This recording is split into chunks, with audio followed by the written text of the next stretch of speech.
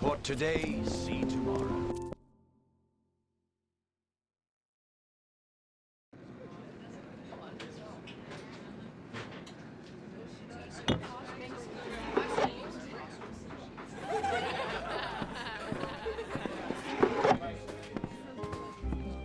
You should come to Rathir. There's more to do than out here in these... What can I get you to love?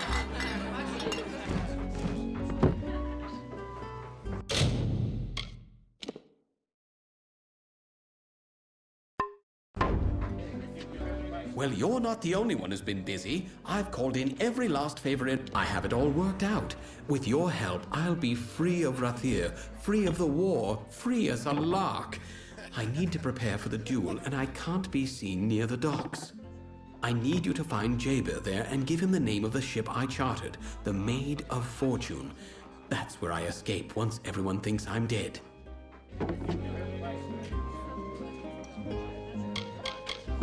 A very mild poison. Don't ask how I know or why Gelfine sells it. You appear dead for the length of a day, then you wake with a terrible headache. The Rose of Shadows will very quickly make me seem dead to that warrior oaf. I'll be moved from a coffin to a shipping crate. From shipping crate to Maid of Fortune's hold, from there, the high seas and beyond. No Rathir, no war, not a care. A simple thing, really. Find Jaber on the docks. Tell him the chartered ship is the Maid of Fortune. Fitting name, don't you think? When you're done, meet me at the dueling ground.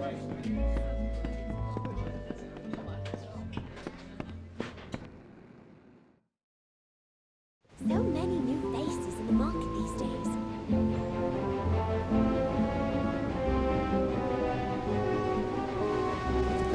Wait, you there! You've been talking to my son. What is he up to? I already know about this foolish duel. There's something else, isn't there? Wayland's mother, mistress of Forsted traders. Not a woman to stand by and watch her son stumble out of the frying pan and into the fire. With a son like Wayland, you learn quickly. And in the end, this is all my fault. I should never have breathed a word to him about military service.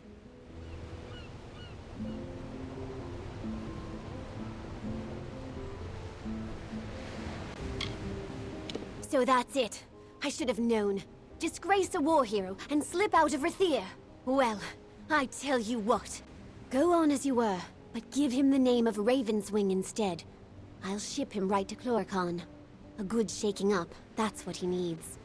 When it's done, find me here. You'll be handsomely paid, I promise.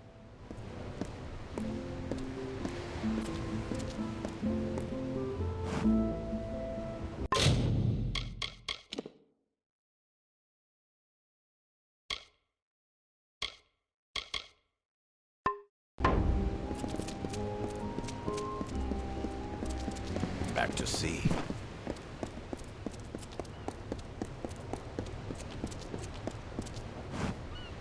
Wayland sent you? What's the word? This is a devilish curious business, and I don't mind saying so.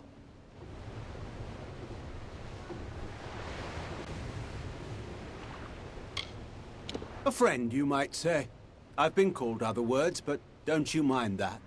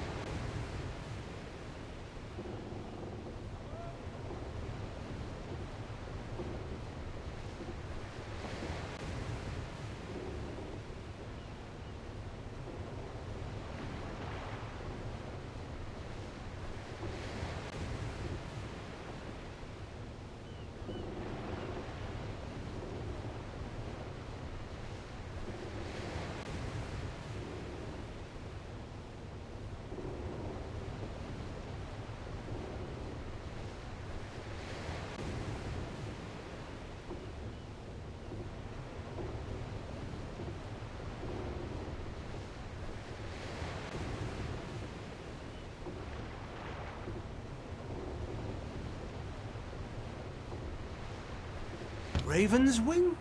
You're certain he named that ship? Well, and who am I to say otherwise?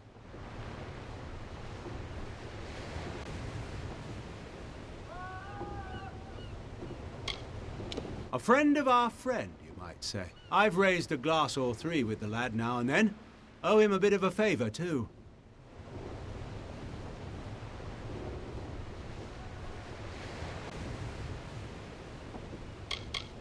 Now, isn't that one of Forsted's own? I wouldn't have thought... But then you'd know best.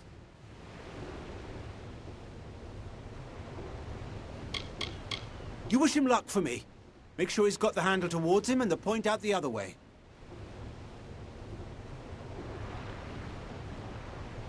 Aye, if you'll go and second his duel.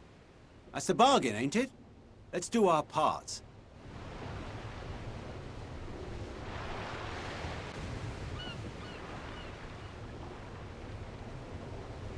Good day then, Dove, and good luck with it.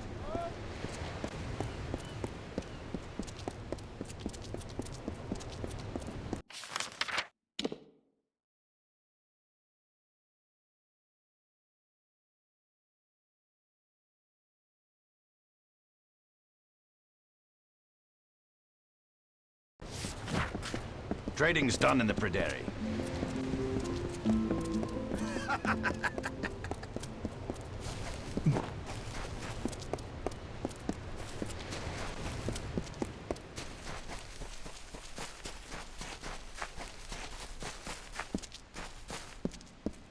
Good. You're here.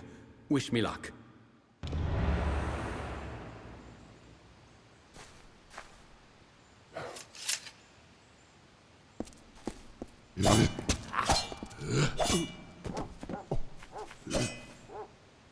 What have I done? Lyria, this is awful.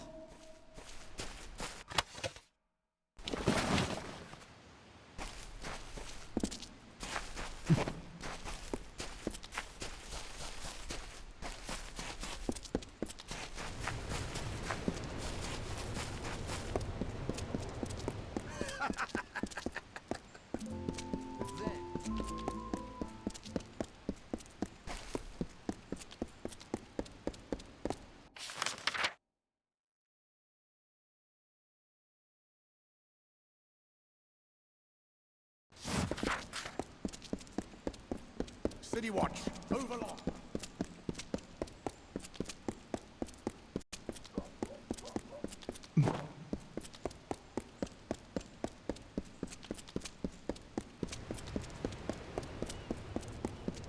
Stand up straight and look you in the eye.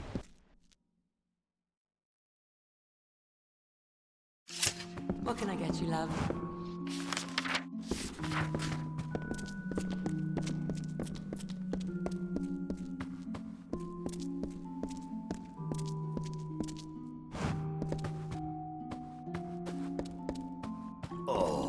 In need of healing? This part of the officers' hall's my domain.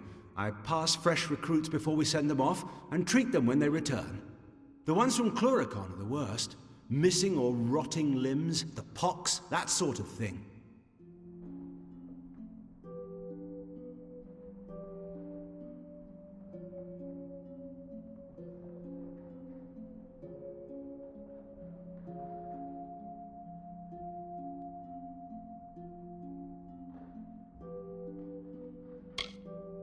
There's no disease or curse or superating wound I haven't seen 1,000 times in Cluricon, so don't be shy, and try not to whine.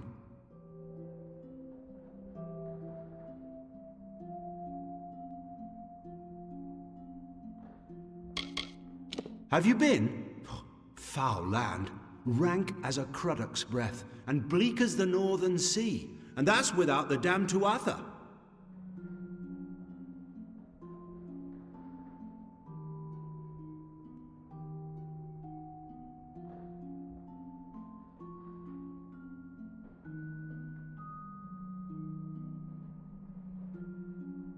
All right.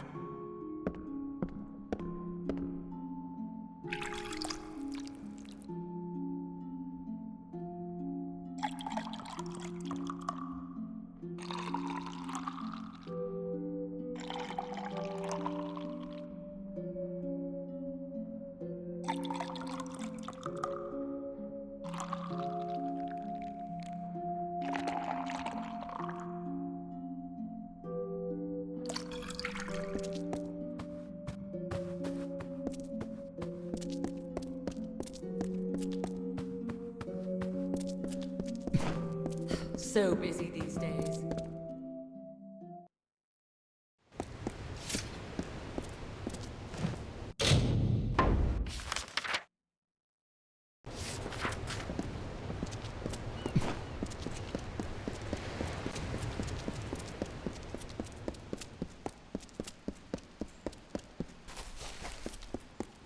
Do not miss Leogriff's many marvels.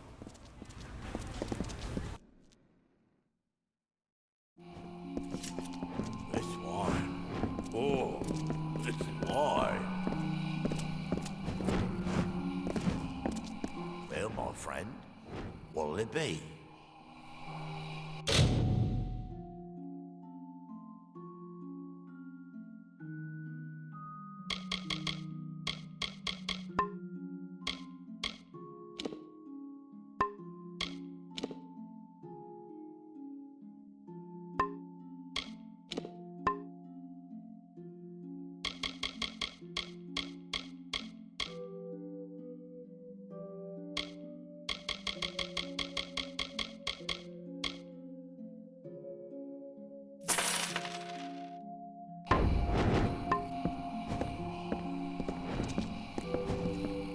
This is the sage crafting table.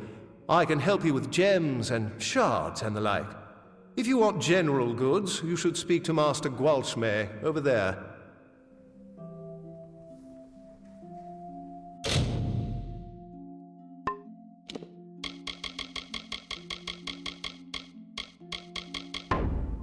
Goodbye. This wine.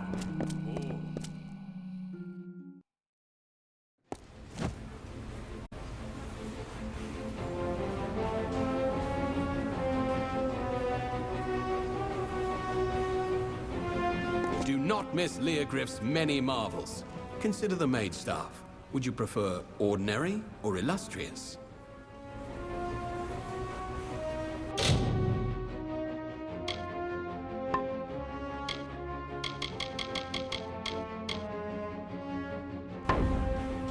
Lyria's light guide you.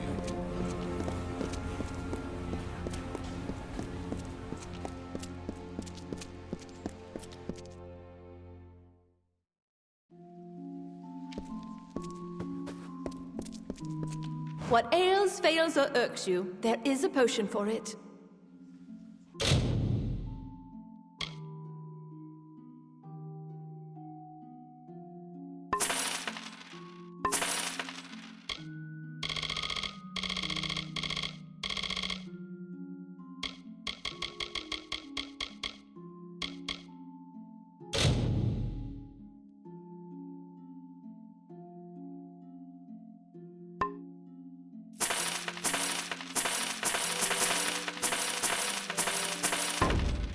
Good evening.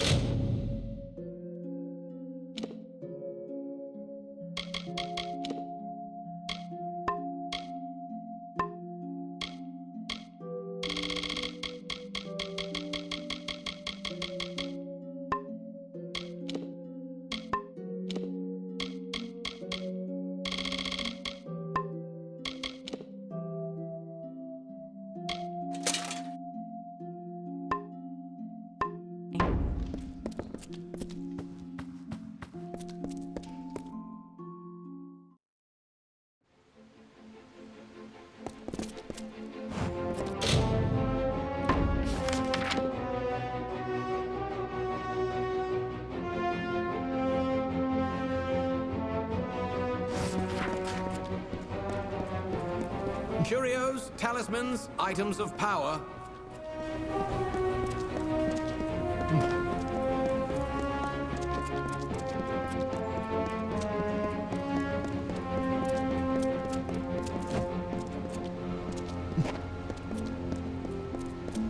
You did the right thing.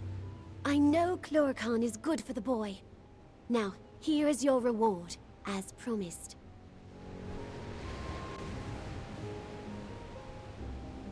We don't pretend to the great houses, unlike certain families I might mention, but many luminaries have dined with us all the same.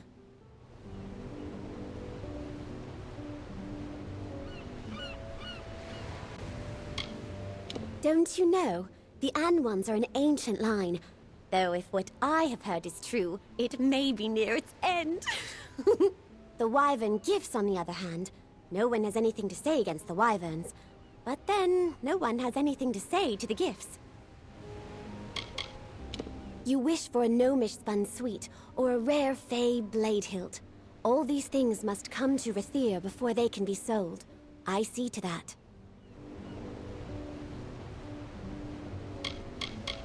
When you look about, you see a city of grace and magic. What I see is this bought dear, that sold cheap, cornered markets, doors to profit. I think he'll learn the error of his ways this time. I'm sure he thought himself clever, as if I wouldn't find out.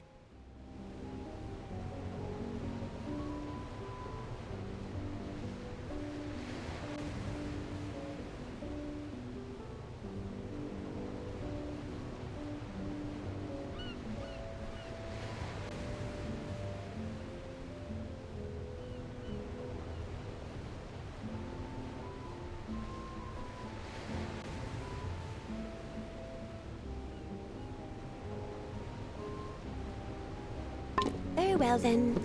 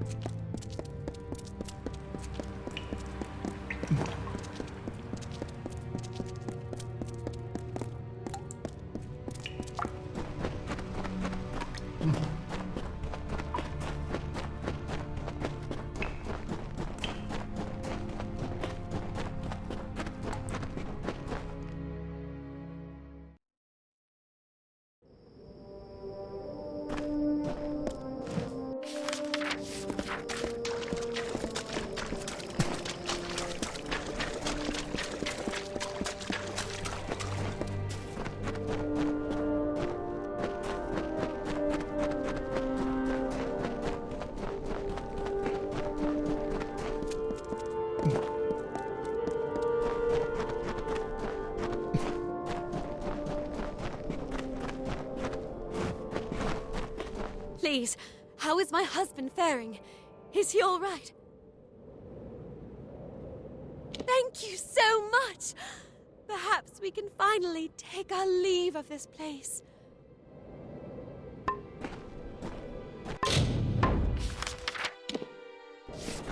You've seen Amalur then? Why would they imprison him?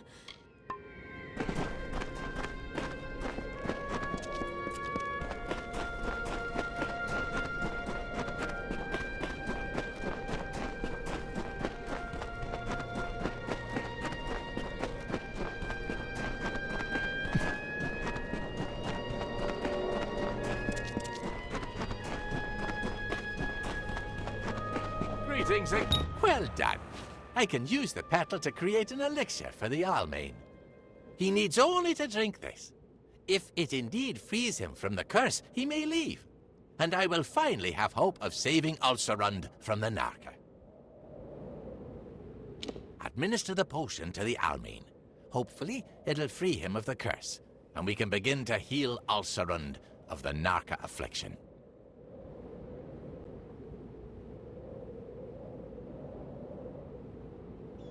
Farewell, mortal. You've returned. Will the Fae allow me to leave?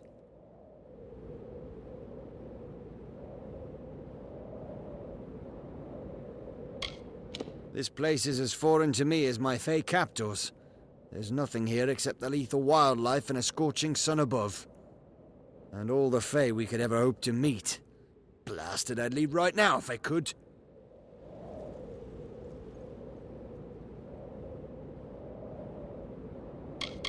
They keep talking about how I can't leave until I'm free of the Narca affliction. You saw my wife. Thank goodness she's all right. I bet she'd wait out there for a decade if she had to. I hope I won't be stuck here for that long.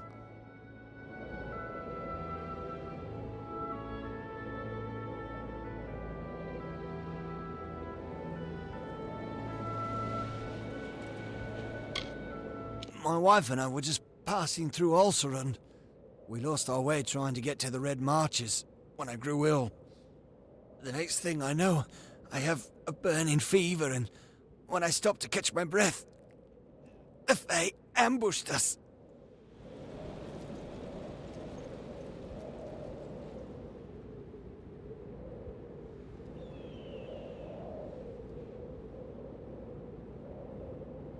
They'll let me go if this works. Fine. I'll drink anything at this point. I can feel the curse leaving me. I'm not just saying that so I can leave. It's like a fever's breaking. I should get back to my wife. Thank you again, and farewell.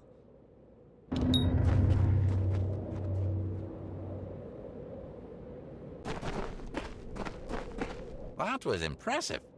Our success with the Almain bears great portent for Ulcerund. If a mortal can be cured, then maybe a Fae can as well. I believe that you could survive a journey through the Fellfire Pit. Will you help us with another task? Ulcerund is among the last Fae lands untouched by mortal civilization, but it is not without its difficulties. Some of our brethren have fallen to a curse that renders them feral and frenzied. My brethren and I make up the Circle of Engard. We seek to restore the Fae rights lost when the mortals took the House of Valor. The Circle is holding vigil, waiting for the champion to return. We wish to repeat our success with the Almain at a much grander scale. To do this, we require the essence of another plant, this time from the Fellfire Pit. The pit is located at the base of the great spine of Ulcerund. The flower, the Fellfire bloom, rests there, the only plant that grows in the pit. We know the mortal fondness for compensation, and will reward you significantly.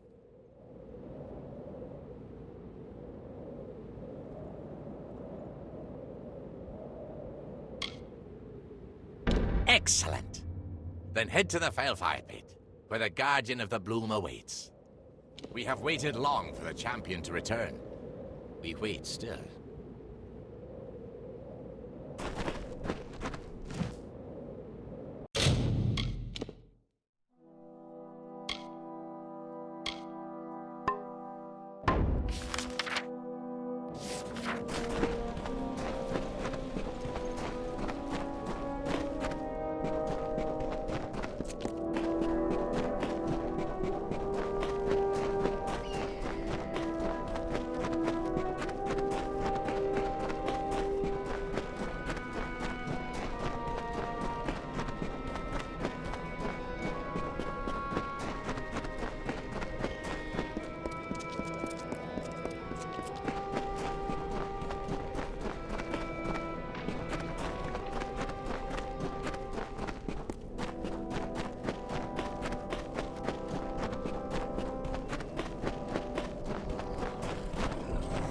So, you've got the door. Time, Lord.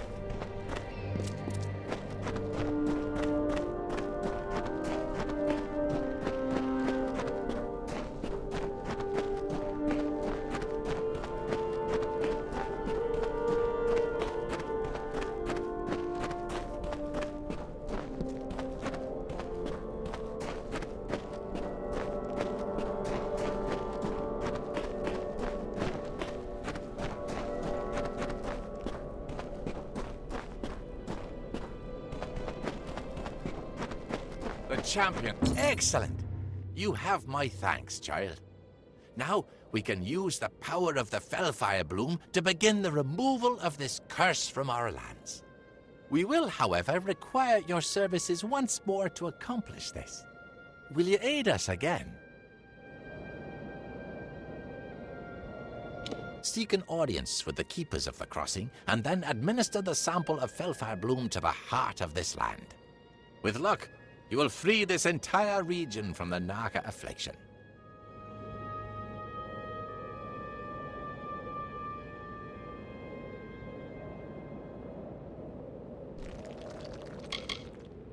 The restorative properties of the Fellfire Bloom will remove the Naka's affliction from the font of the crossing. The summer fae who live here are tied to the land, and the land in turn is tied to the crossing. You must invoke the Keeper's right in order to reach the crossing. The first step is to challenge Pura at the Crown of the Sun to battle. You need proof that you have bested her to pass through Caer Alatha.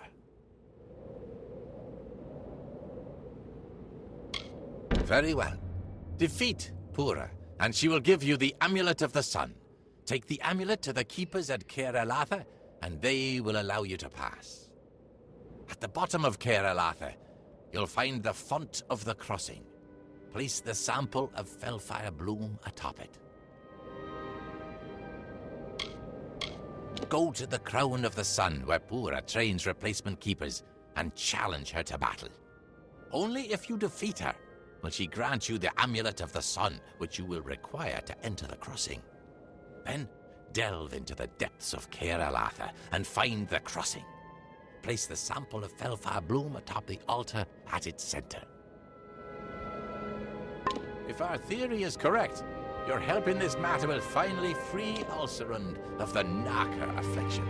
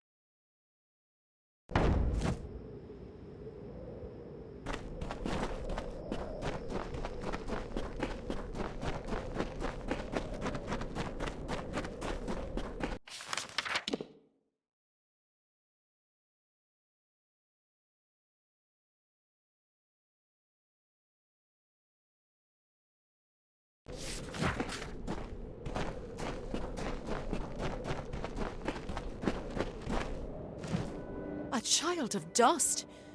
What brings you to the Crown of the Sun? The desert is unkind to mortals.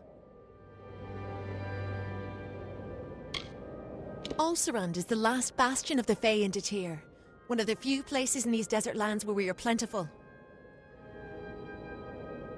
I do not wish to speak to you about Fae affairs, mortal. This place is older than your mind can grasp, and it will remain long after you are gone. They are Summer Fae, but their minds have been altered. They attack any who travel the sands, be they mortal or Fae.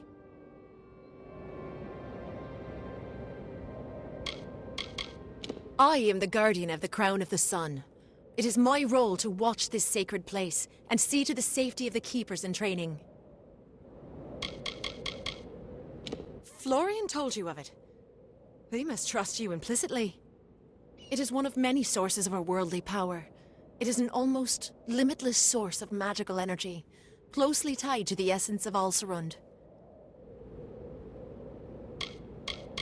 They spent hundreds of years here in preparation of their duties.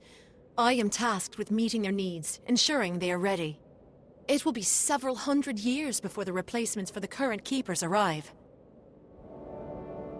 Florian and the Circle sent you to access the crossing? It is highly unusual for a mortal to invoke a Fae rite, but your aura is most unlike a mortal's.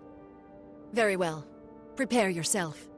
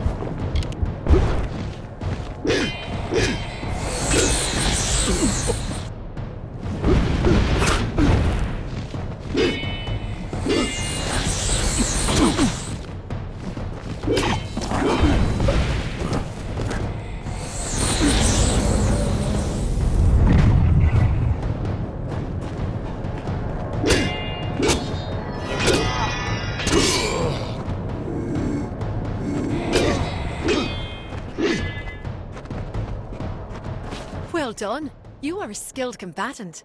It's no wonder you've earned the respect of Florian and his circle. The Amulet of the Sun is yours, and with it your right to descend to the crossing.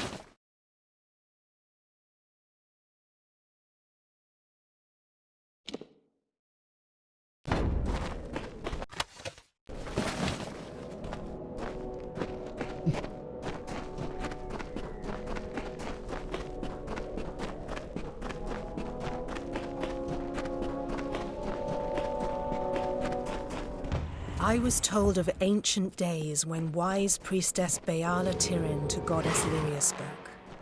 The people, remembering all after war, called for Durek's fate. "Slay them, the foul and wretched tribe," said Doppelfar. "Spare them, the poor and miserable beasts," cried Loselfar.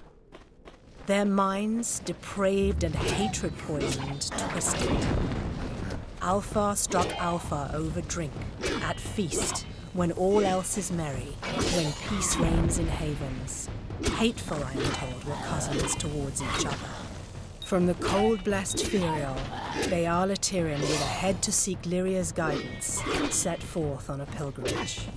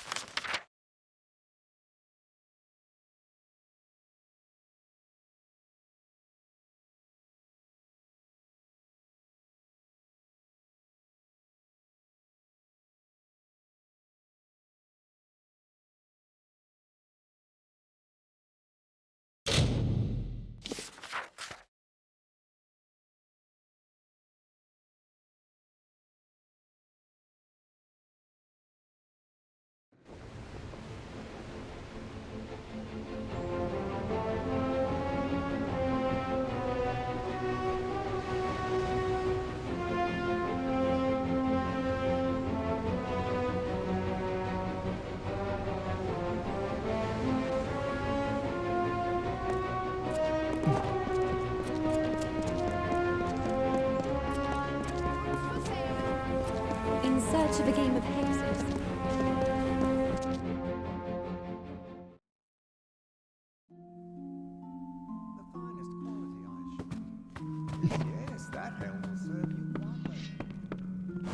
Got anything in need of mending? I can do it.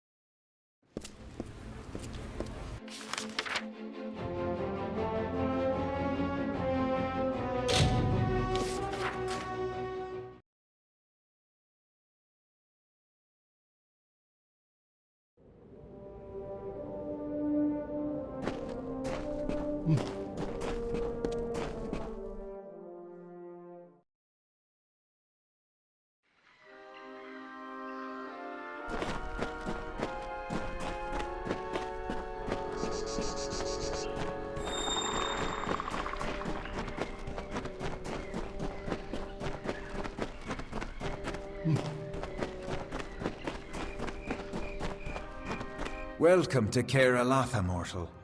We have not had visitors in a very long time. What do you seek? It is no accident that Caer Elatha is a place of great spiritual confluence. The crossing's flow of energy has influenced the landscape, shaped it as the ancients once did. Halcyon is my companion, and a revelation. I never in my life spoke to a summer fae, yet now I see that winter and summer are not so different. Always dear Pura has stood vigil at the Circle of the Sun, awaiting the new keepers to give them direction. It was she who led Halcyon and myself to the crossing when we first arrived in Amalur. I am quite skilled at sage crafting. It is one of my roles. I will aid you if you require it. It is a nexus of energies, a place where magic flows infinitely. There are few such places on Amalur, and the Keepers are tasked with protecting them.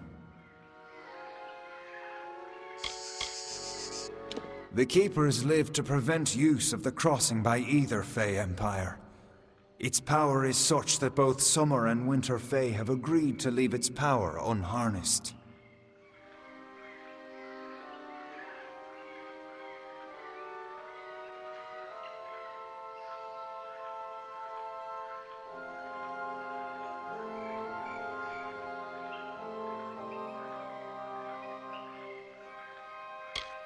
Yes, I am Winter Fae and Halcyor is Summer Fae. That is the nature of the crossing. A representative from both courts remains here for balance. I always distrusted the Summer Fae, but it is difficult to distrust your only companion. Over the centuries, Halcyor and I have grown to rely on one another.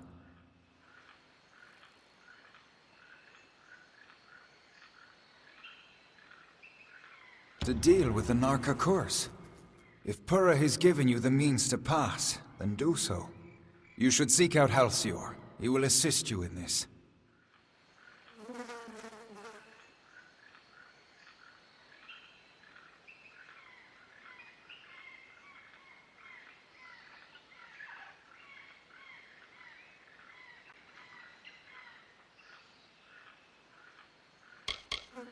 It is where the replacement keepers go to prepare for their work at the crossing. When it is time for them to assume their posts, they enter into combat with Purra, as you did. If they survive, she brings them here, as she did with us.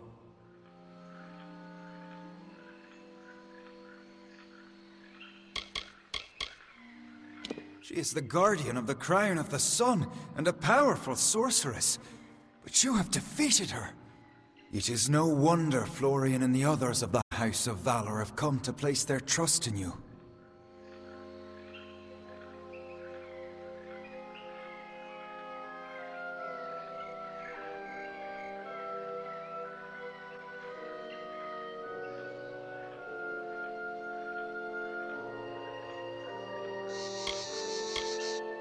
We Keepers routinely delve into the depths of Keralatha to make minute adjustments to the crossing, ensuring its power remains under control. Find the crossing, and Halcyor will undoubtedly be nearby.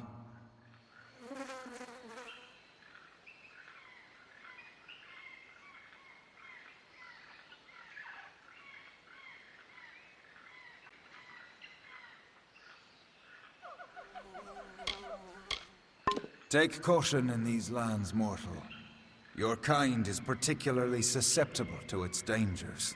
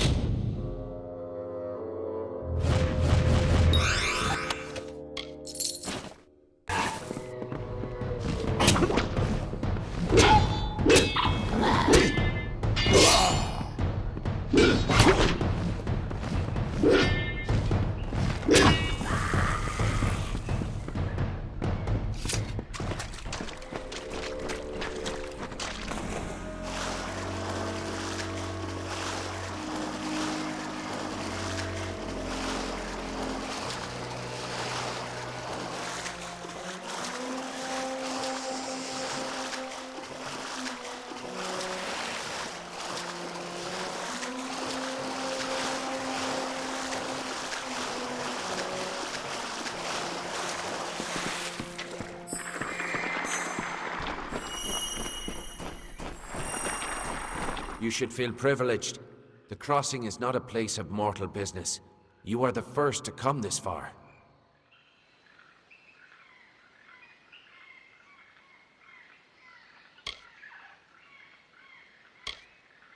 That essence of Fellfire Bloom is meant for the crossing, yes? To cure this region of the Narker curse? I will not allow it. Florian, in all his wisdom, does not see what I see. That the crossing is a solution to this long winter. No Fey empire has ever risen so. It is not the way of things. I have been using the power of the crossing to gradually tip the balance of magic in favor of the Summer Fae in Ulcerund, but this had unfortunate side effects.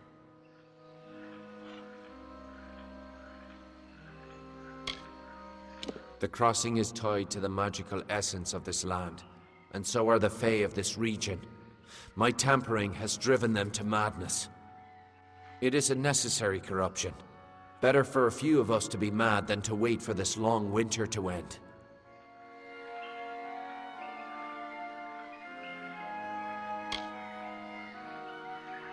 Perish. I cannot allow you to interfere further. The Circle of Engard must endure my curse for as long as it takes to end this long winter. Fare you well.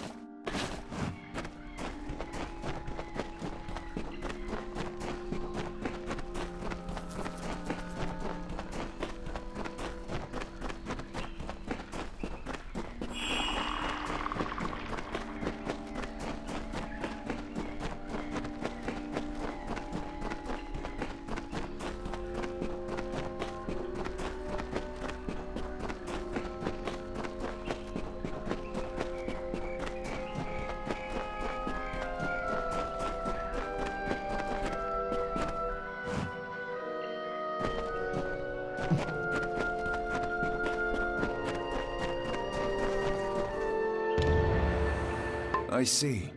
Alcir's devotion to his king and court was more powerful than our friendship. That he would compromise his own kind to end the long winter is deeply unsettling.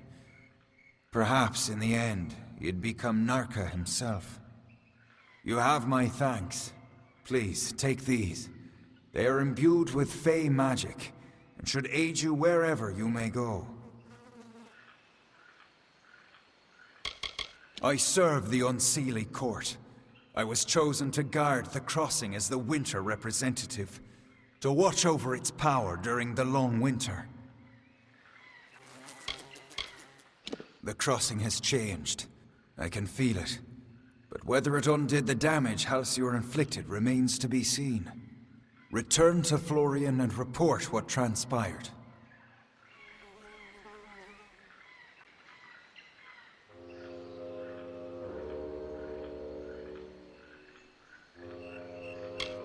Take caution in these lands, mortal.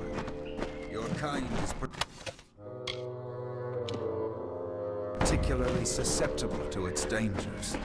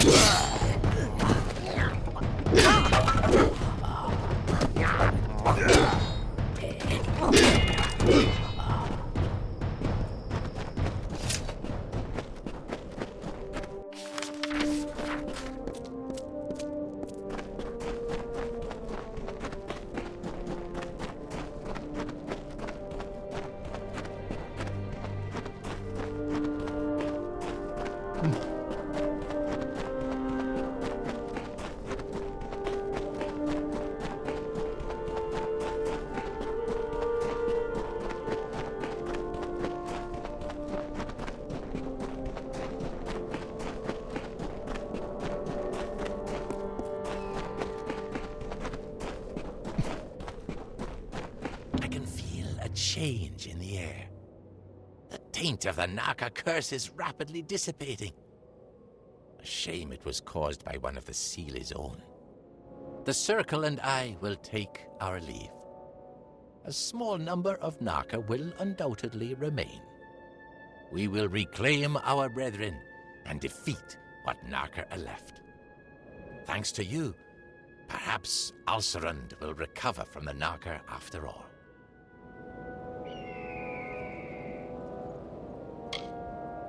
Exercise caution in Alcerund.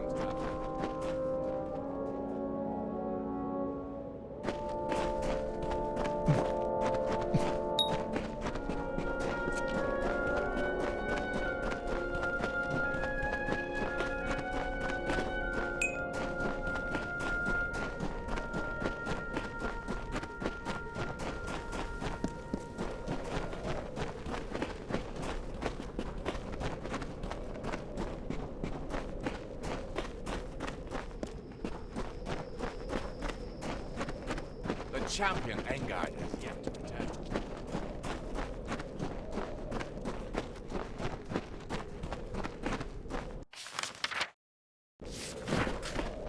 Mortal.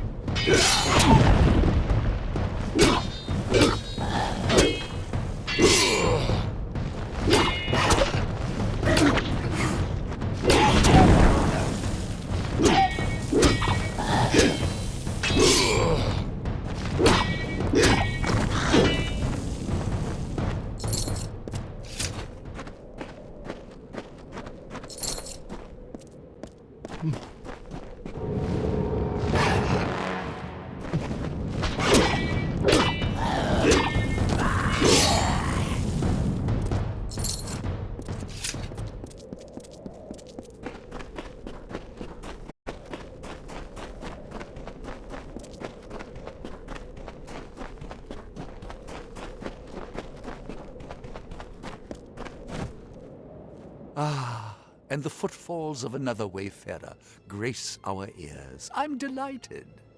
I don't suppose you're traveling through Galette, are you?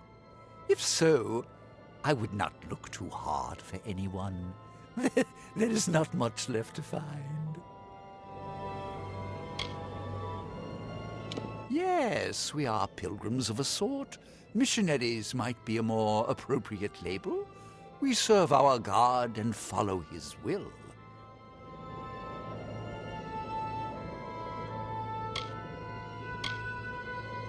It was quite a miracle. A number of my order, all drawn by common faith, came to the village, and we showed them salvation. There was fire and blood and screaming, yes, much screaming, but all for the glory of the great Balin. Praise be to him.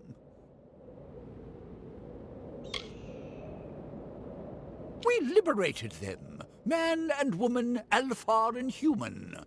We have delivered them to Balin, to his paradise. In exchange, our coven will welcome the slumbering Titan, Balin's beloved servitor, into these lands. But worry not, for right now we will show you paradise.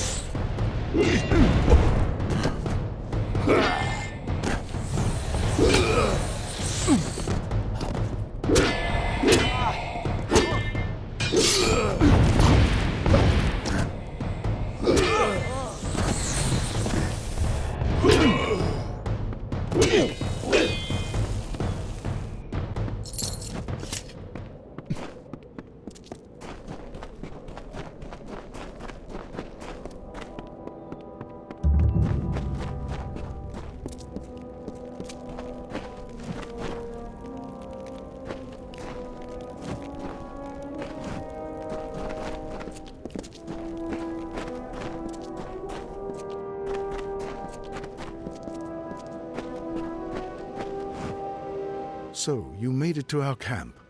After seeing how you handled yourself against the Testament, I was hoping you might. Those of us in camp trust each other, but aid is not as forthcoming. I will be blunt. The Testament has taken something from me, and I want to recover it, intact. But I cannot do it alone. I was born in Rathir, and trained in the arts of magic at a young age. But when my brother Giran demonstrated greater ability than I, it was he who became my parents' focus. I was left to learn on my own.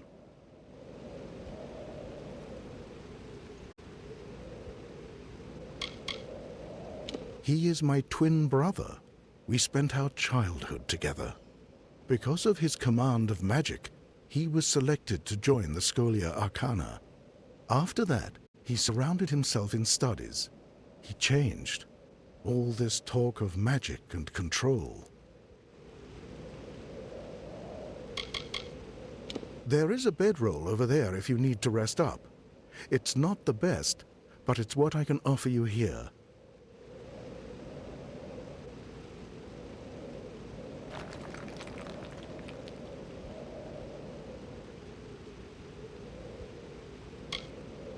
The marches are a main avenue from Erethel into Detyre, but many choose not to walk the road in these dark times.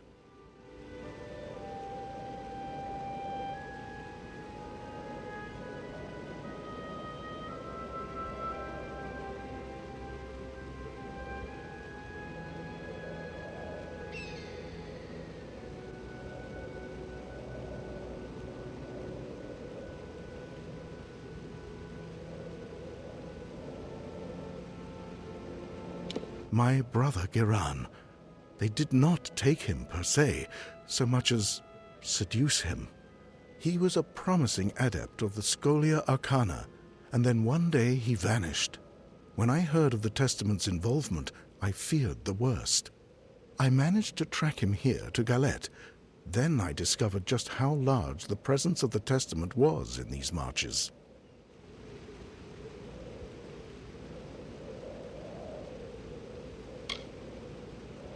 He would not have. Giran, he was always alone, always with his studies. He was wise, so very wise. There is no chance that he joined the cult willingly. They must have coerced him. Then again, his last letters to me were... No, nothing. Never mind.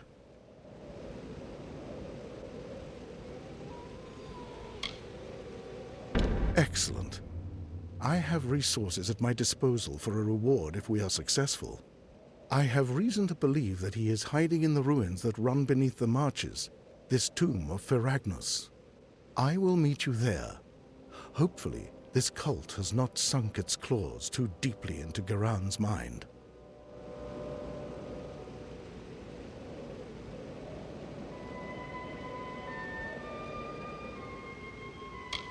It is a large and ancient Irathi ruin, somehow connected to the complex at the end of the canyon.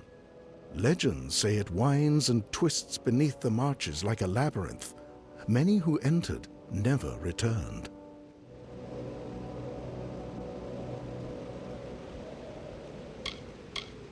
The tomb of Ferragnus is an underground ruin beneath the canyon. It might lead us to him. I fear the Testament's presence will be strong in there. They seem drawn to the tomb.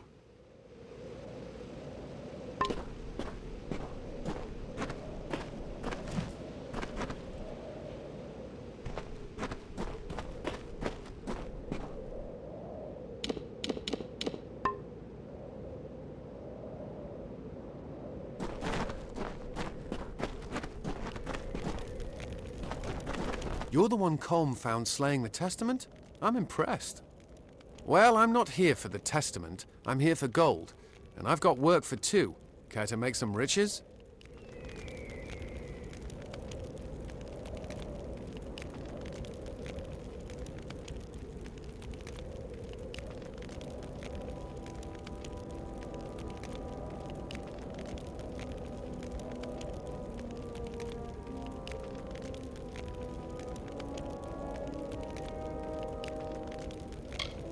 The Alpha? He seems... wormy. Decent enough, though. And can't deny that magic's useful to have in a fight against these bastards.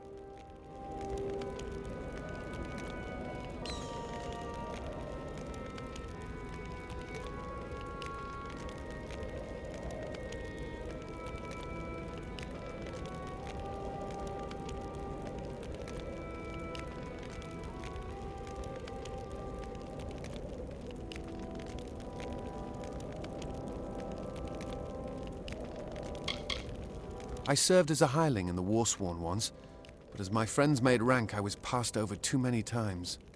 And so I left. I live by my own oaths now.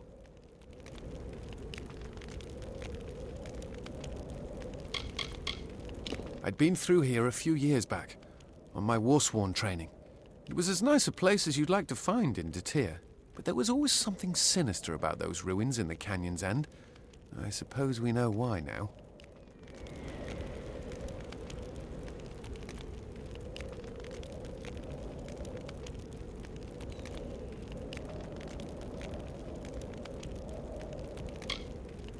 Dark place, that. I heard about it during my time in the Warsworn. It's meant to keep that thing in. Would avoid it if I could. I was a Warsworn hireling once. Was passed over for promotion one too many times. On my last job, I found a map to a treasure beneath Galette. A friend, Tears, and I gathered a crew to claim it. We found the town in ruins, but were undeterred. We would get what we came for. Then Tears slipped something into my drink, and the crew left without me. Now I want to beat them to the treasure, and I could use your support.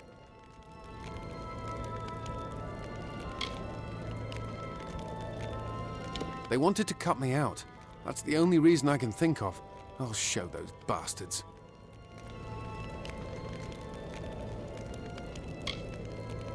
Good. We split the map among the crew, but I know the treasure lies in Galette Caverns. Now, let's move. There were 4 in the crew, including myself. My good friend Tears had the idea. He found the map as well. The other 2 were a pair of mercenaries, an Almain named Alsers and a Varane named Bertzer. They seemed trustworthy enough. It's in a cave near the ruins of the town, the Galette Tunnels. I'll meet you inside.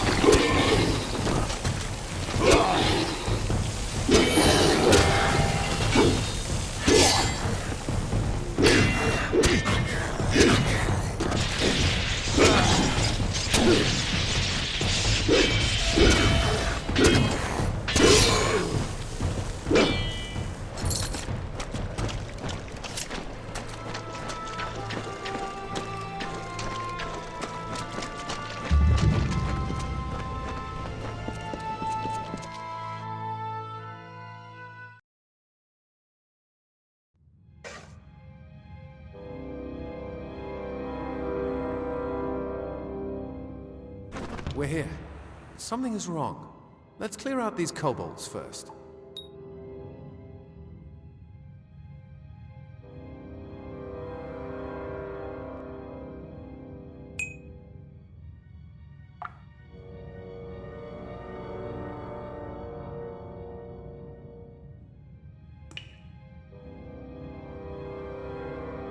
It's in these tunnels, but something happened here. It looks like we've got to deal with these kobolds before anything else.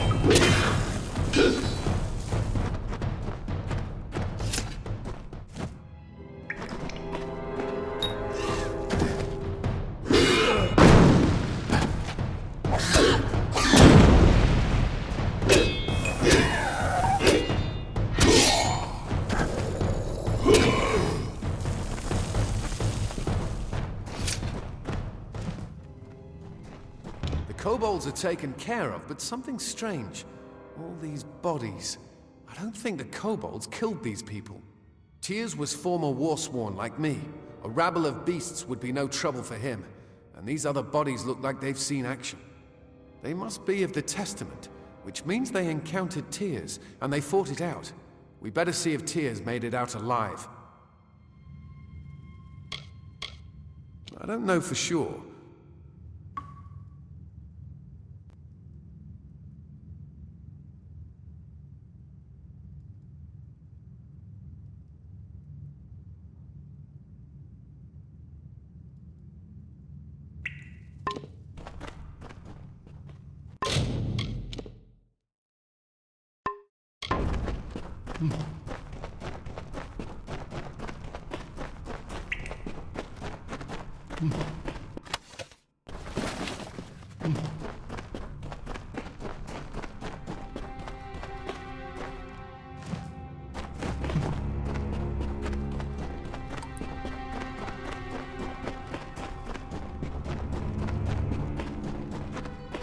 It's locked tight. We'll have to find the bodies of Alces and Bertza to unlock it. We'd better start looking. If you see a body that looks like one of my crew, give me a shout and I'll come over.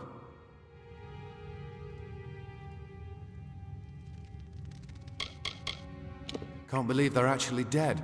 It looks like they made a stand against the Testament. I don't know. We'll just have to search them. If you see a body that you think might have belonged to my group, point it out and I'll try to identify it.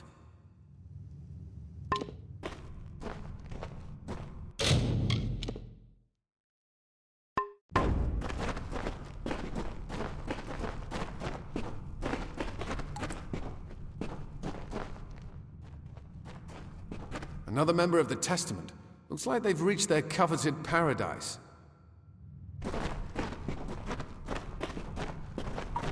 I don't know them. Probably one of those damn Testament fools.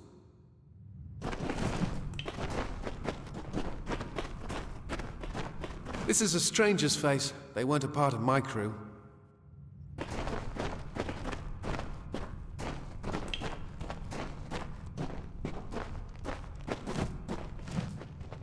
Another member of the Testament.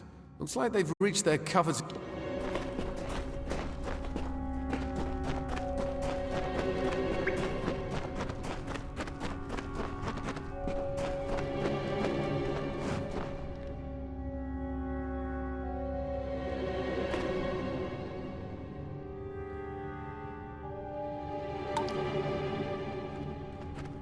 Another member of the Testament.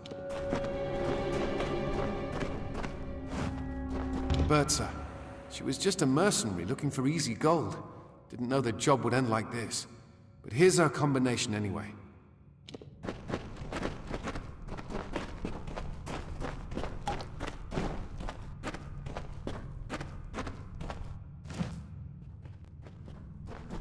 I don't know them. Probably one of the...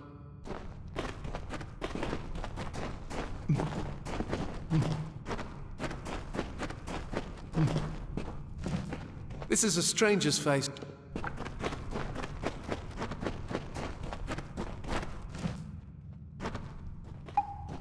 I don't know them.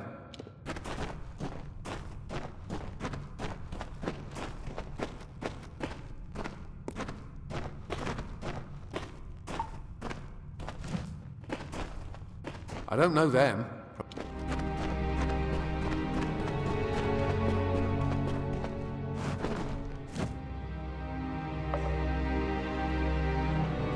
I don't know them.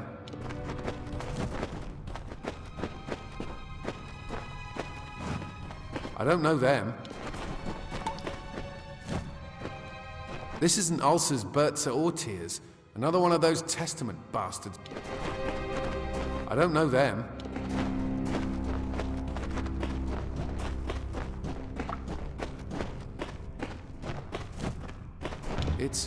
It's Ulcer's.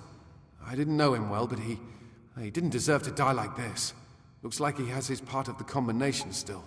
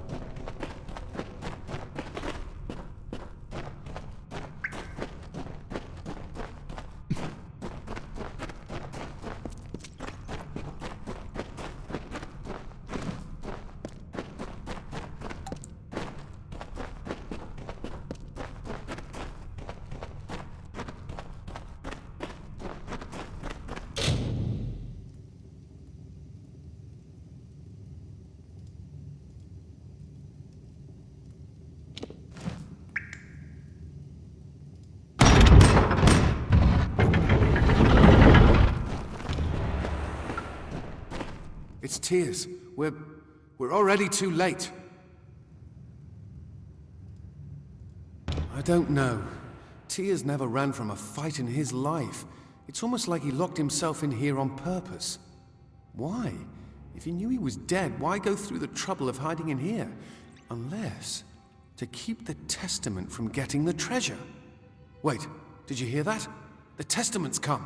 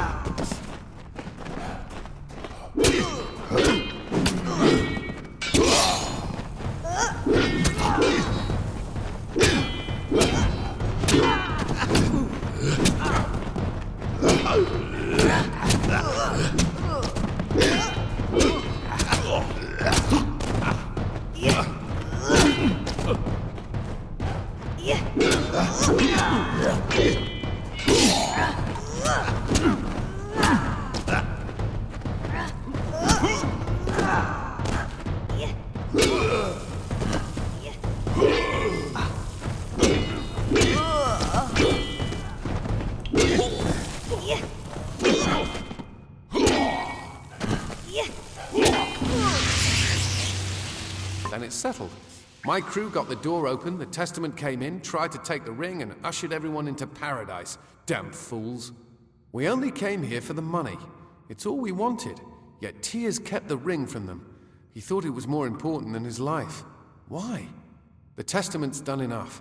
I'll make sure they never repeat what they did here. Take the ring. I no longer want it. I'll see you at camp.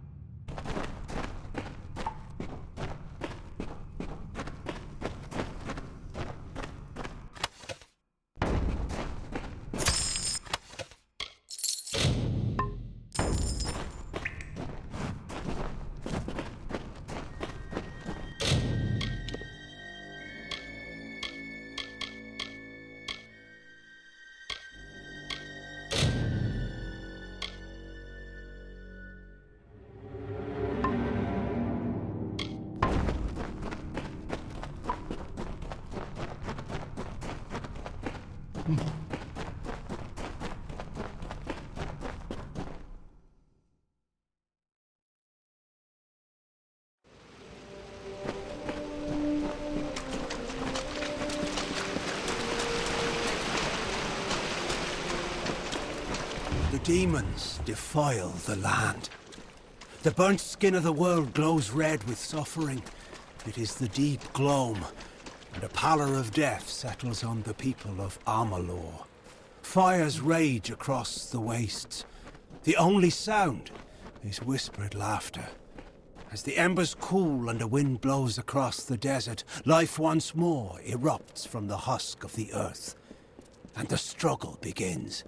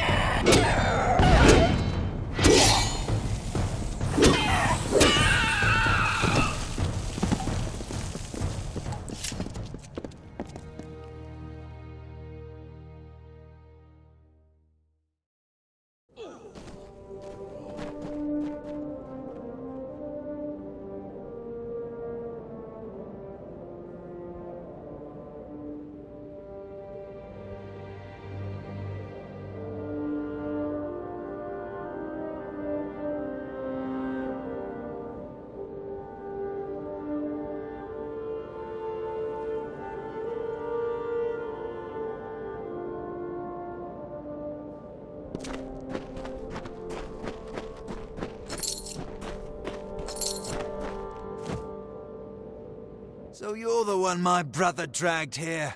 Why? Did he tell you to save me from the Testament's influence? You are both fools.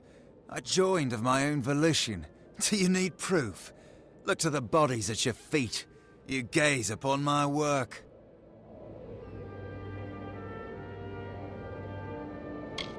Because they offered me what no one else could. A chance to grow. To do what has never been done. I always wanted control, and the Testament will supply me with all the subjects I require. You are correct. I am better than the rest of the Testament. Being a servant of Balin has made me more powerful than ever.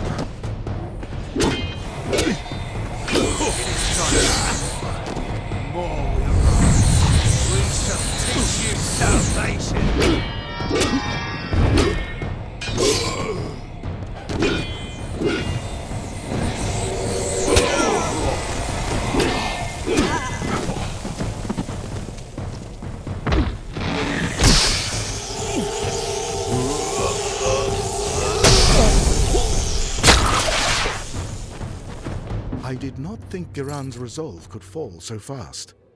You heard what he said. Ferragnus, waking? There is more to the Testament's presence here. In Giran's name we must find what they want.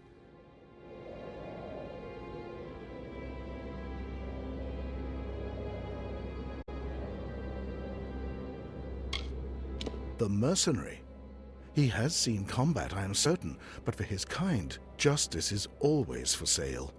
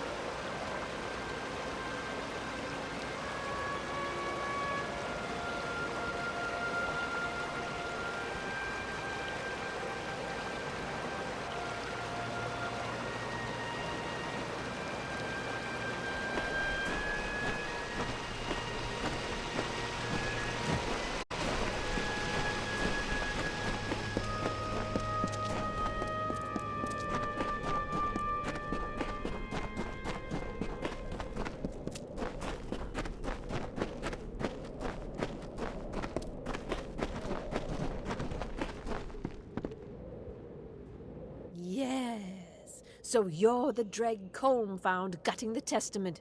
Good for him, I say. Looks like you can do some damage. Name's Eighth. Black Eighth to some. If you're half as skilled as Colm says, then I'd like to make an arrangement with you.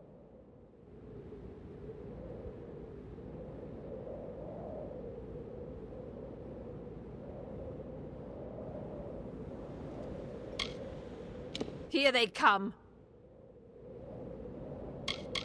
He's quiet. Probably knows all his letters by the looks of him. More at home in a library than these ruins.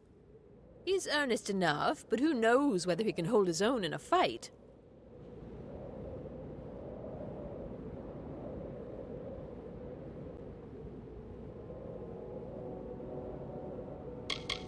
Eighth Dunbert is dead. She was killed 2 years ago when the Testament burned her farm to nothing. I'm now the fury and vengeance of all the Testament's victims, and I have come to collect. A cowardly man. A few battles don't make a warrior. He may find something to fight for, then again, he might not.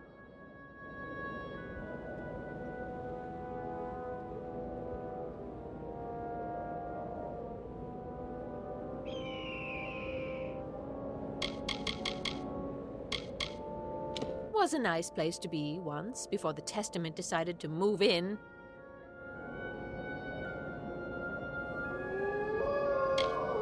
I'm not much on history, but from what I've seen, that ruin sprawls under the whole canyon. If you see a place you can't get to over land, odds are the tomb will get you to it. The Testament has swept through the Feylands like wildfire. A few years back, they came to my farm, salted the earth, left not a stone standing. They tore my husband to pieces in front of me. Their mistake was to let me live. I have a chance to make them suffer, and my plan takes two.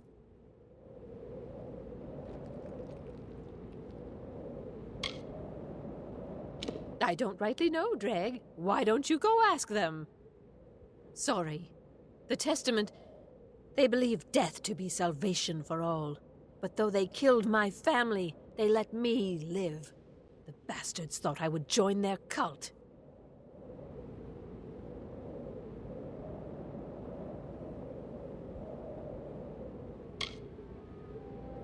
Good, but we're not just going to hunt them down. We'll poison a few, and then dump the bodies into the Testament's water supply. When those bastards start choking on their own water, they'll regret letting me live. Their water flows from a cistern nearby. We'll need to go through the tomb of Aragnos to reach it. I'll meet you in the ruins.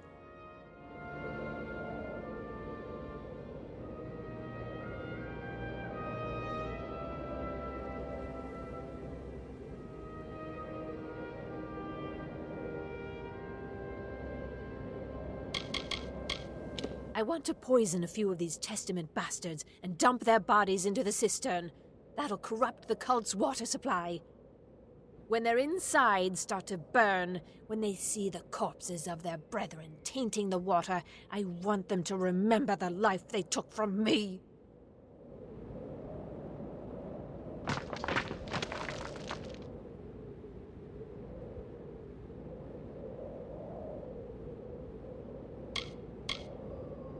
We need to get to the Testament's cistern. It's their only water supply in the marches. Once we find it, we'll poison it.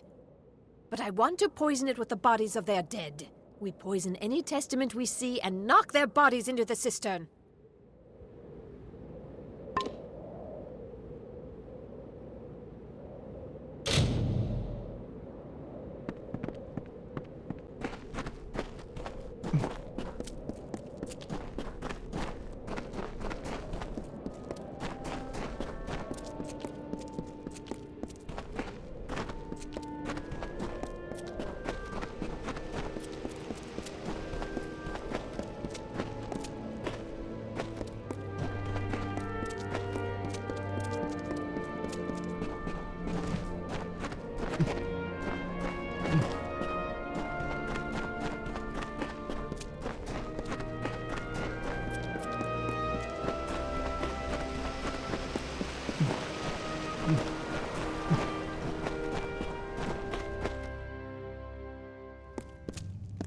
Okay, now that we're in the tomb, we have to make our way to the cistern.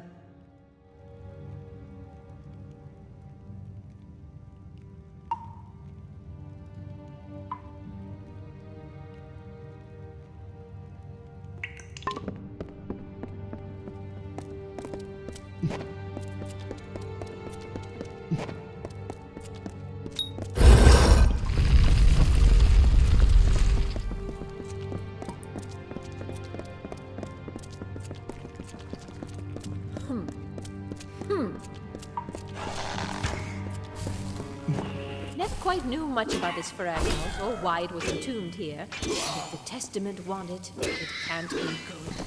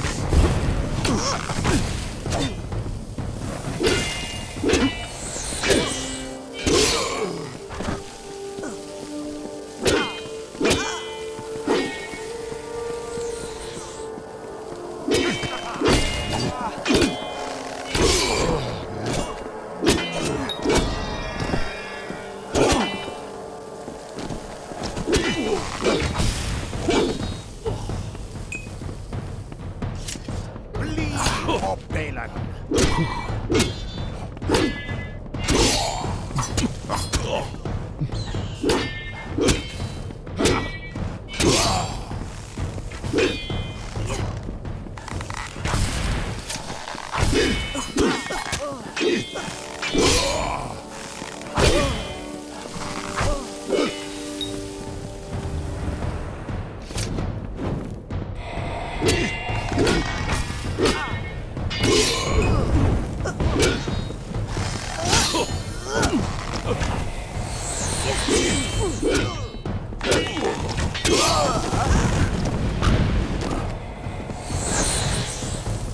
For the Dark One!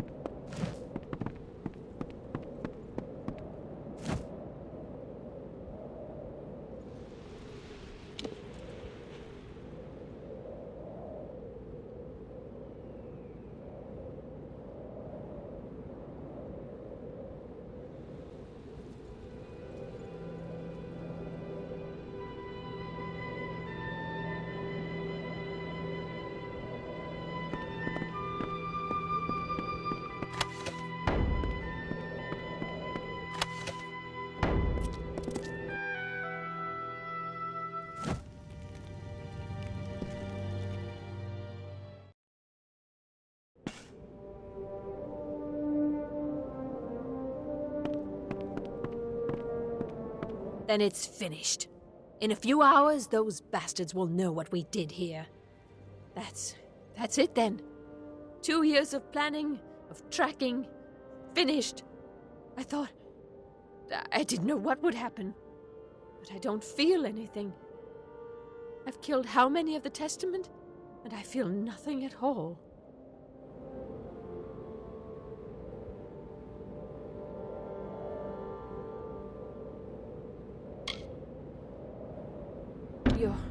You're right. I didn't murder them so that they could find salvation. I only wanted justice.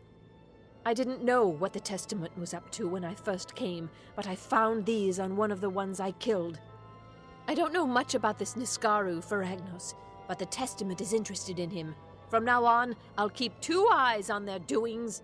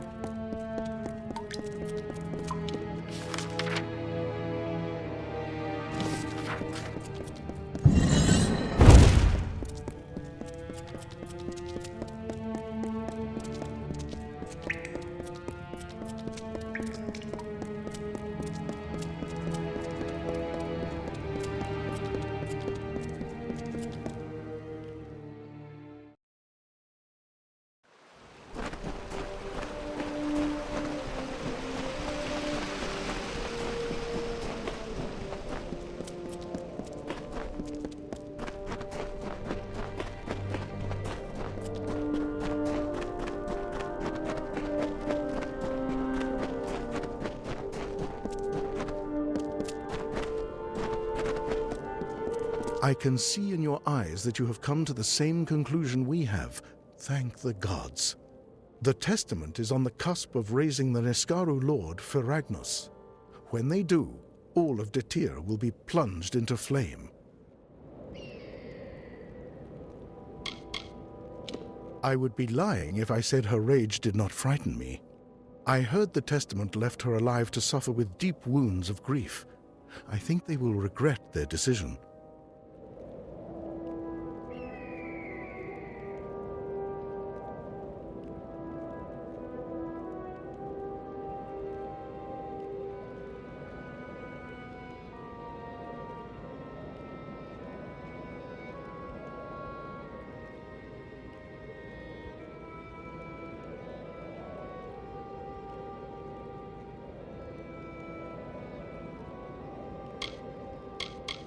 We are all going in there together. We may have come for different reasons, but none of us will leave this unfinished.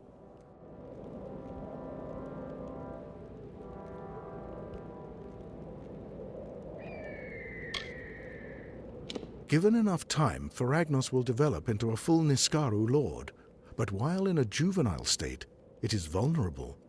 We just have to get there and hope we are strong enough to fight it.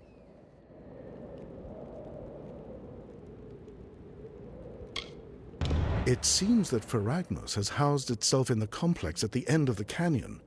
The only way in is through the catacombs of his tomb. We will meet you in there. Now, let us move.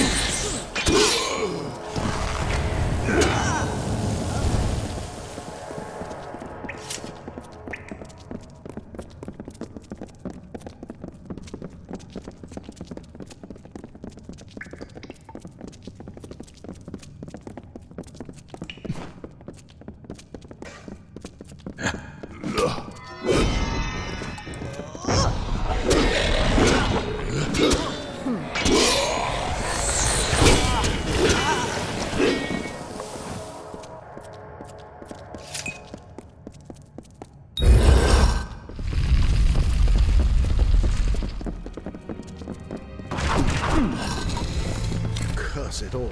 But from the look of things, we don't have time to break down the door. Someone is going to have to stay behind to keep this open.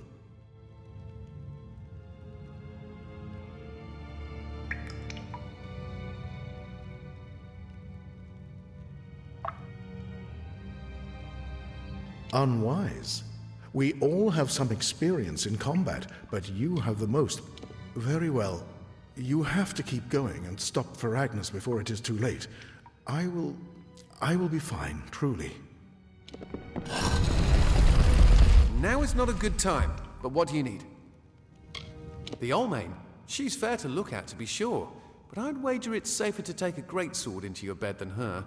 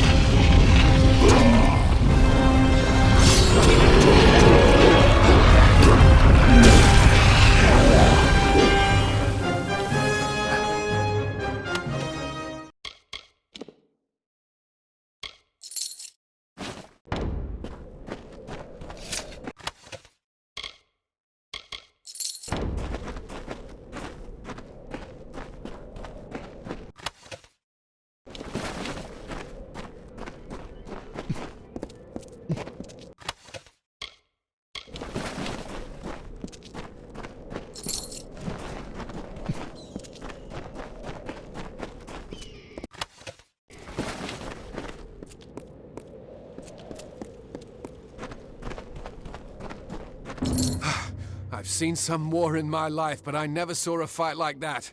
He might have been an Iskaru lord once, but now he's just a memory. The Testament still has a coven in these canyons. I'll stay here and make sure they never try this kind of thing again. But you've got other wars to fight, I can see it. Take a trophy of your killings. The world should know what happened.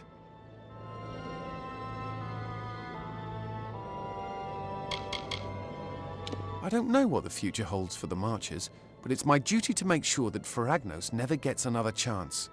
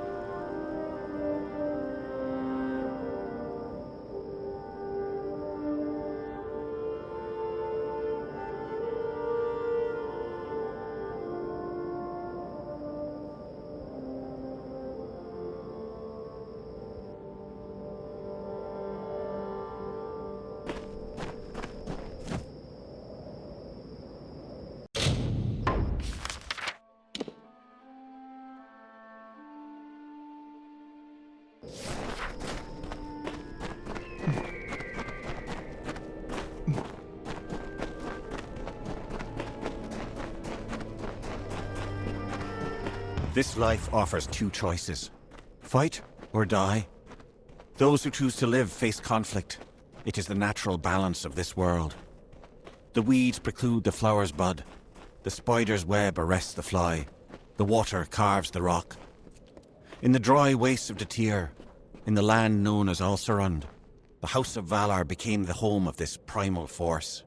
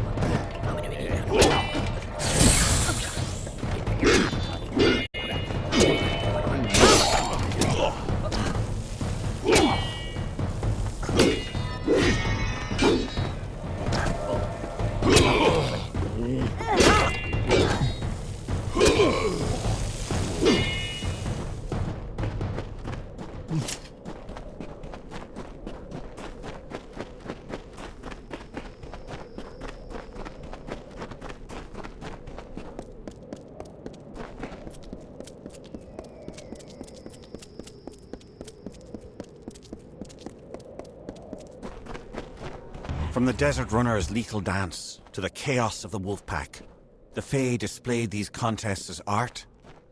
Engard, the embodiment of contention, arose as champion. His strike was as the mantis leg, a bolt amid stillness. He met defeat like the salamander's tail, lost, but only to grow again.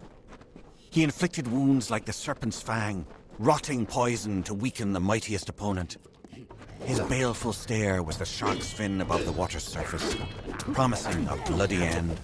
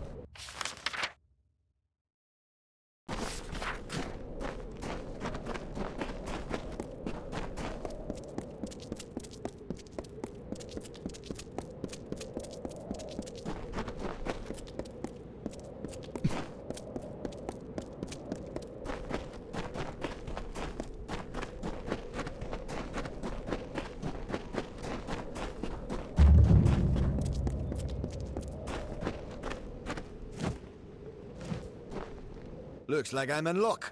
Didn't expect to see so heavily armed an adventurer wandering into our camp. Are you interested in a job? I've got a Fae beast situation I need taken care of.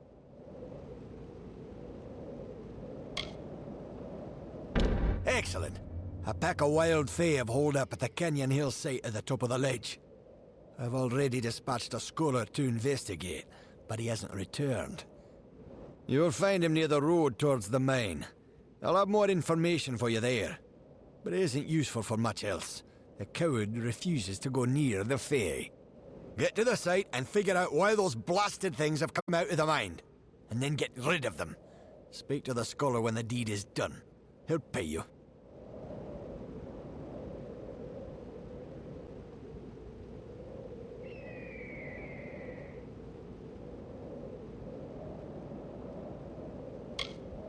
Oh, where are my manners? Foreman Vire at your service. This here is Motus Mining's latest outfit, and my care and charge.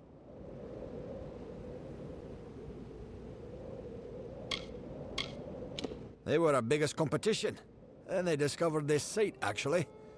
When we caught wind of it, we made sure to get up here with a bag of gold for each of his workers. So they promised to work for us instead, of course. Work like a charm. Poor Edgar had never found a way to recover from that. There's no one else to run his mine. He probably couldn't find the money to pay them even if he found new staff. If I sound proud of us, it's 'cause I am. It was a big victory for Motus.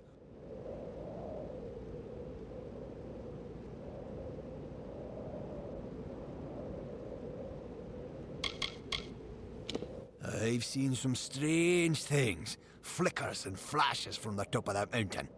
No idea what causes it, and I don't want none. We've got our hands full down here as it is.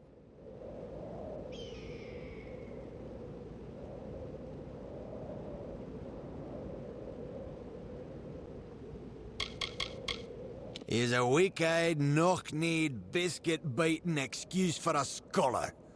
But he's the one I've got, so that's that.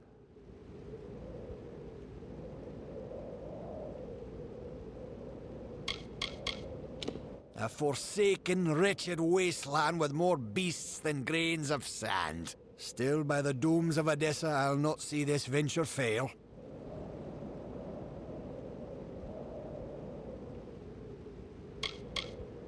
If it weren't for the beast lurking at our doorstep every day, I'd find this place quaint. As it is, I can barely retain my sanity. Capstan Odvar runs an inn and serves as our chief of security.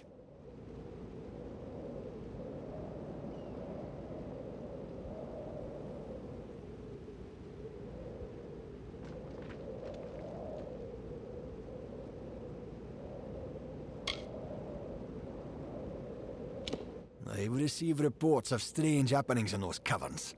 One of the workers claimed he saw horrifically scarred men wandering near Saltwell Mouth.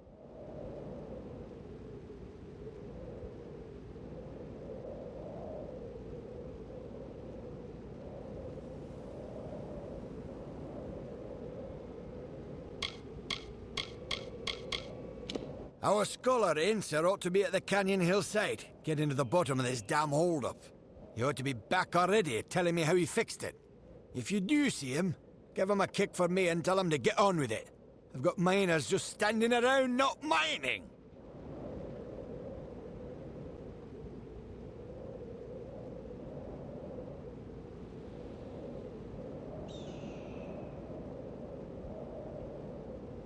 Good day.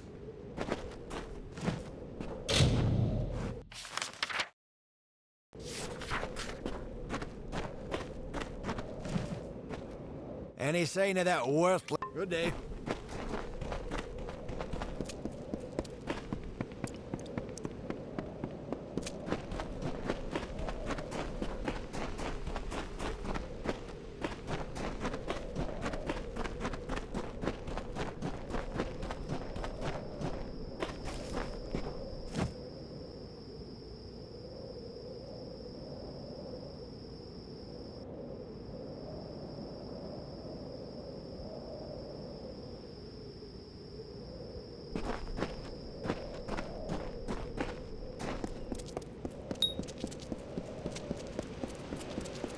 In ancient times, the desert had no... I watch them day by day, their foolish, meddling scampering to separate one piece of earth from a slightly different piece of earth.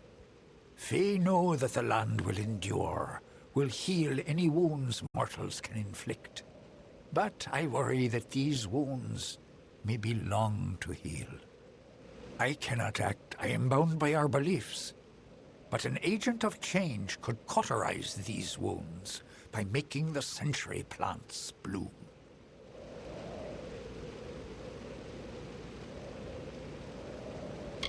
Have you met her?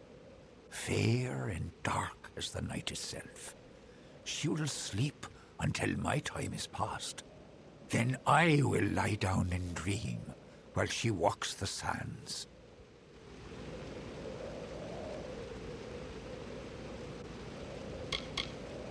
I shepherd the surface, while Orenda sleeps beneath. I await the day when I may lay down to rest, as Orenda does, beneath the sands. The mortal's growing influence in this world wearies me. Normally they blossom only every 100 years. The land stirs and wakens, and what was worn away rejuvenates. That is the way of things. In ages past, we danced in circles on the dunes and sang sweet songs to the distant peaks. Now I alone walk here, while Orenda dreams in reverie below.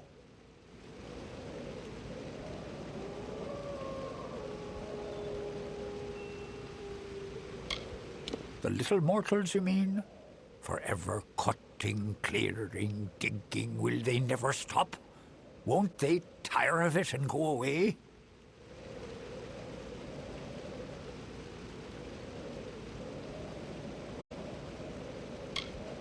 Oh, I cannot make them bloom, not now. When the time is right, one fey whisper will do. You mortals are not bound as we are. You can grow such things out of season.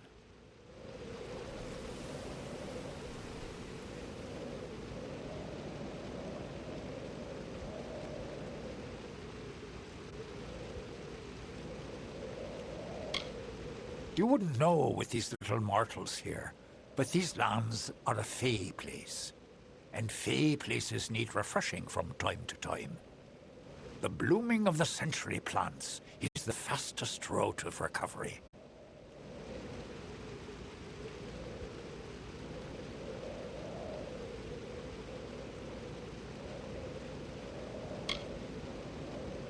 The century plants have deep ties to the pulse and marrow of the land. Their breath wakens the desert, causes the rocks to stir and grow.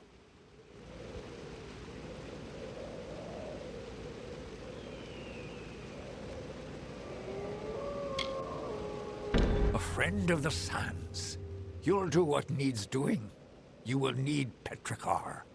Here's a skinful I have gathered. But first, you must ready the plant with fire. Only after fire will they drink the petrichor. There are 3 century plants in this land just now. Make all 3 bloom, and all will be well.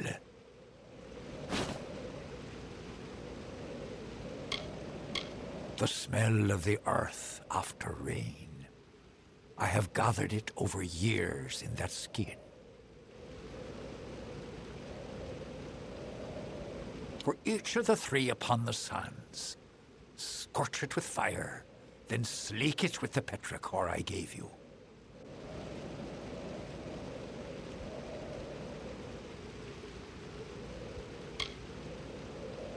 Farewell.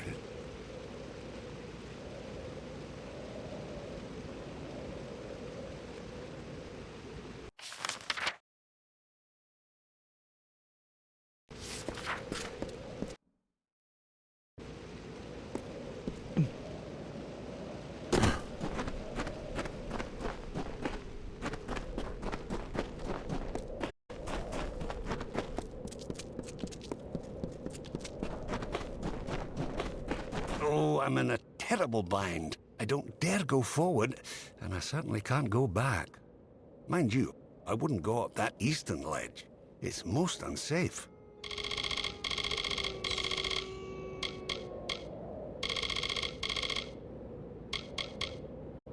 Oh yes, a stalwart foreman. He sent you after me, I suppose.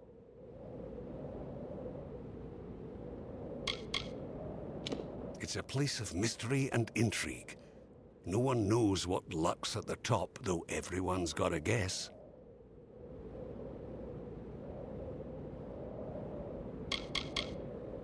Scholar of mineralogy, Motus Mining, and unwitting adventurer.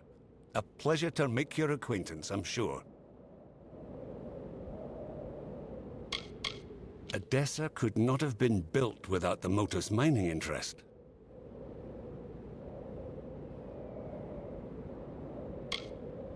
I've heard tales of terrifyingly scarred men appearing at the entrance of the caverns from time to time. I don't care why they're there. I just don't want them anywhere near me.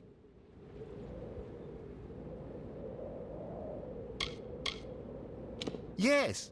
Well, no. I got 10 paces up the slope when I spotted those Fae. What's a scholar to do against hordes of vicious beasts?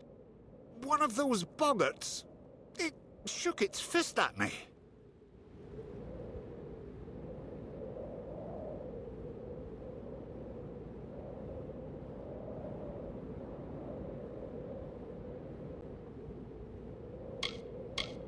Yes, and find out what's wrong. Now that I've found it, and have no desire to investigate further.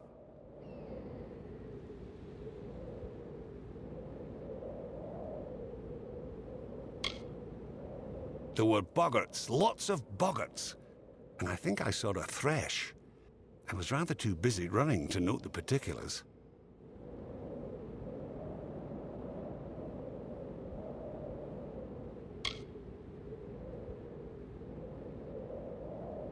Well, if you were willing to go first, I would have no objection to trailing behind at a safe distance.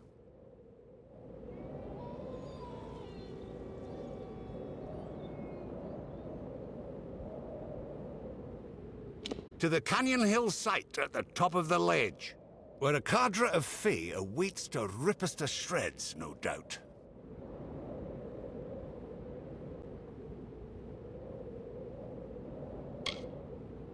Lead the way. Up the slope we go. There they are.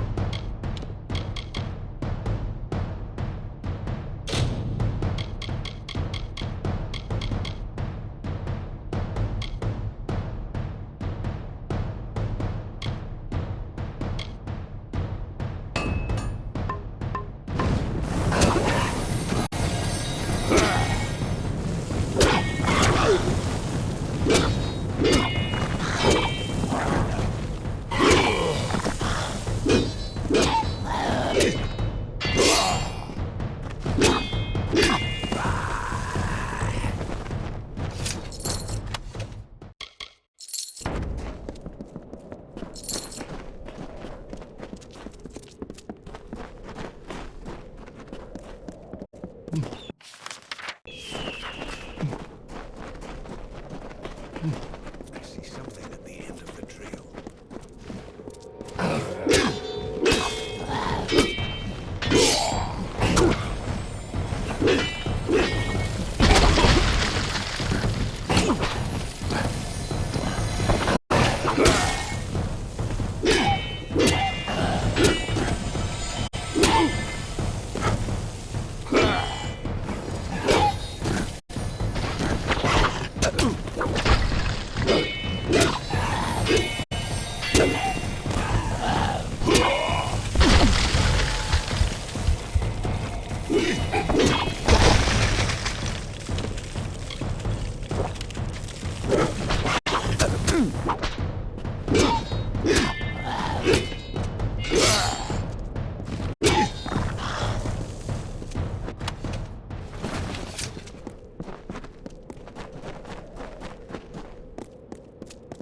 Another come to steal the light, come to trouble the reverie.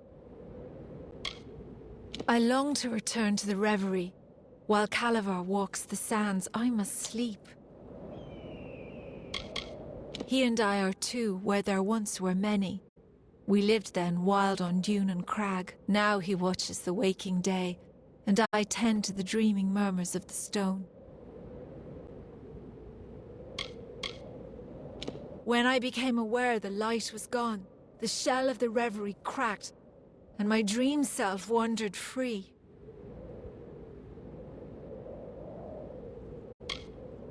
Long, long ago, I wandered lost in the dark of night. I cried a pool into a rocky basin, and starlight gathered there. I fashioned this into a jewel, and by its light found my way home. Is it any wonder that I hold it so dear?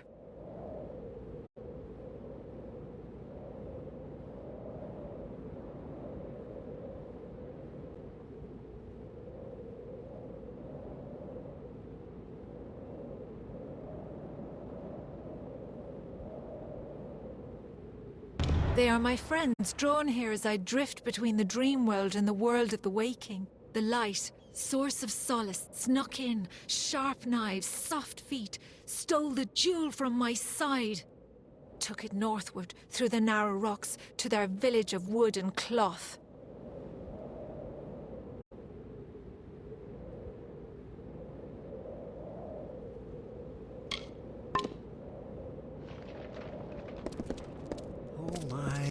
It's beginning to make sense. This Fey maiden is real, but I believe we're speaking to a projection of her as she dreams. There is a Fey hollow under this mine, where I'll wager she sleeps. And these other Fey, they're drawn to the power of this projection. Restoring to her this light she speaks of might calm things down. Find me at the Motus mining office when you return it to her. I'll make sure you're duly compensated.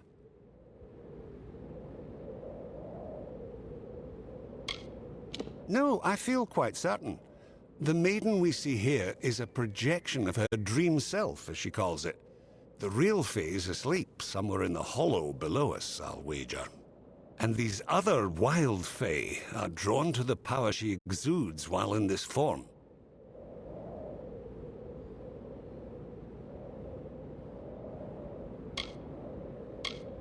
Most likely return what was stolen to the Fey maid within the hollow. That is how these things tend to go.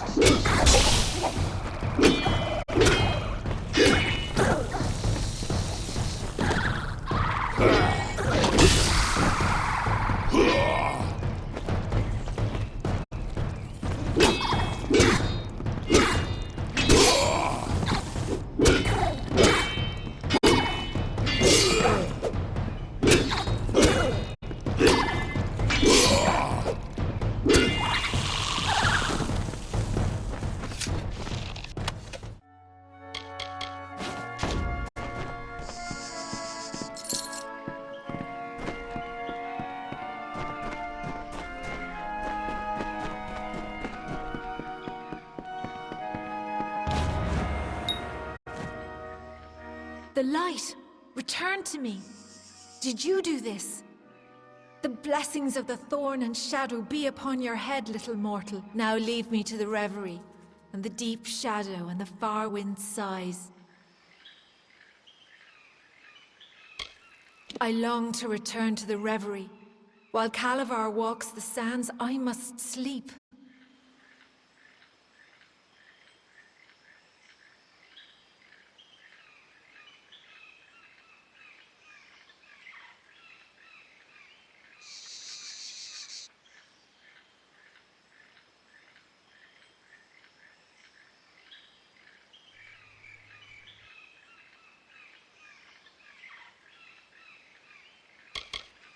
This is home, the place of power.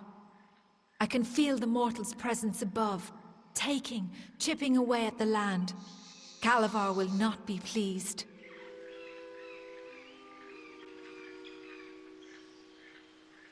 Now I have the light, the reverie will be untroubled. Now leave me be, little one. Leave me be.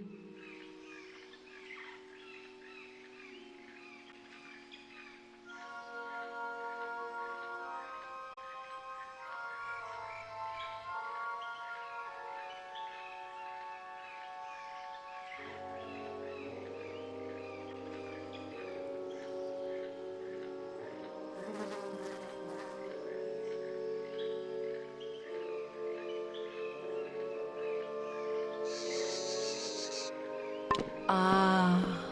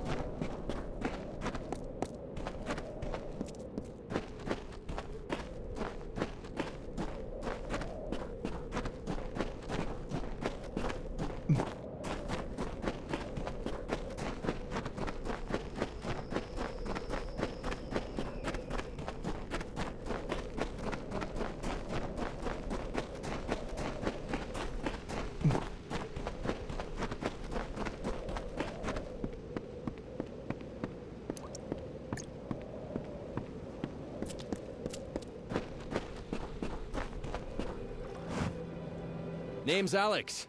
Alex Anatole. Let me know if you've got any equipment that needs repairing. I'll get it back to you as good as new.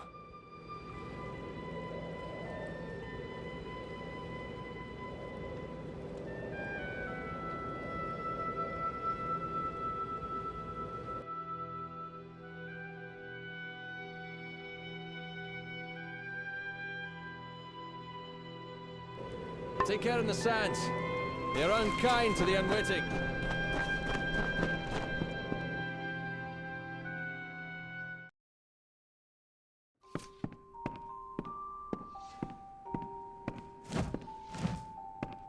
A Fey relic?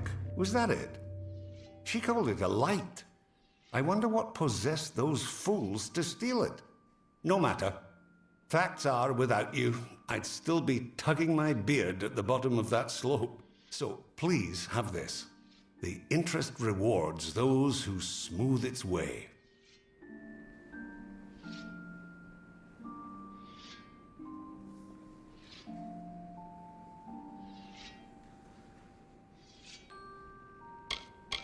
All this caused by a stolen jewel. Remarkable. As I've always said, there's no understanding Fey. All the same, we ought to have known we were digging right above a Fey hollow. Didn't seem important at the time, I suppose.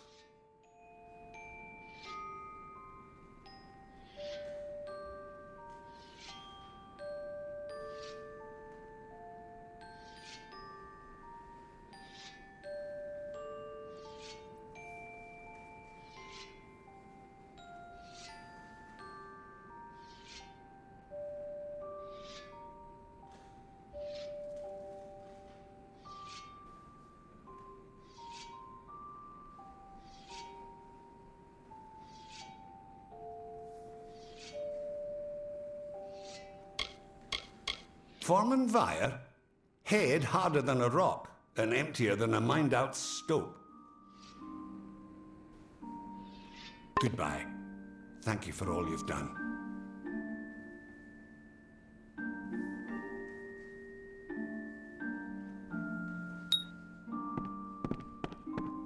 You look well armed. Aren't you here about the Croddock? We have a vicious one on our hands. It's about the desert, killing any workers it can catch. How in blazes it developed a taste for gnome flesh, only that damn thing knows. Confound it! Between the Canyon Hill incident and that beast, our schedule's ground to a halt. They were the first mining operation here in the Hollowlands. Foreman by the name of Edgar Erin. Rumor has it he spent every coin he had building his mine. When Motus moved in, they waved bags of gold in the faces of Erin's workers. The next day, they all jumped ship. It's tragic, but it's business. We don't know where it got a taste for the gnome miners, but it's been terrorizing the Dunehead mine. Motus is offering a considerable bounty for its demise. Once word got out that Edgar Erin had found this mineral-rich site, Motus rushed to get an operation set up here. I'm all the muscle they bothered to send. I'm the lone guard Motus hired to protect this place. They've given me a Chief of Security title, but that means nothing when I've got no men to command. Now we've got a Croddock that's more than a match for a small army. I know better than to go out there alone.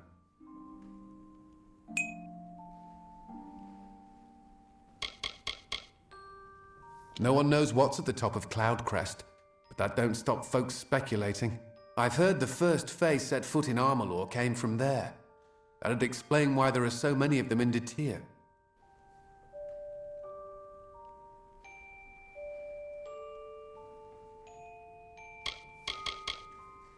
Know it as well as my own calloused hand. That's why they pay me good gold to sit here. You won't find much on the surface here, but trapped below is the salvation of Odessa's future. We've the raw materials under our feet to equip entire armies, and that's why you'll find Motus mining and, such as it is, Erin excavations digging here.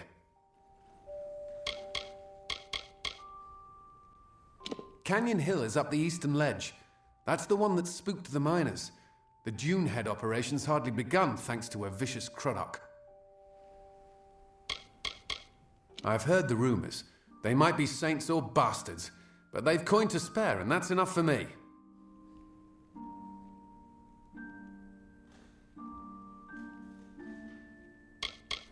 We don't have separate rooms, but we've got beds upstairs. It'll cost you, though. We're the closest thing to an inn for leagues around us.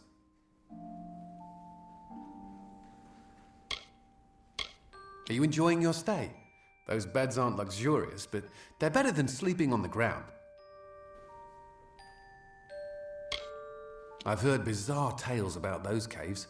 The workers swear they've seen ghastly men, ravaged by some plague or foul magic, pacing round the entrances.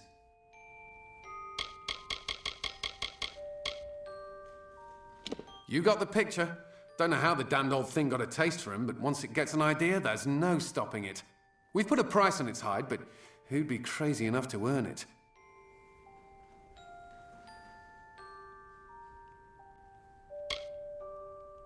Well, you sure? All right, it's your funeral. You should speak to Edgar Aaron of Aaron Excavations. He'll know how to find Bloodbane. Edgar's lived in the Hollowlands longer than any of us.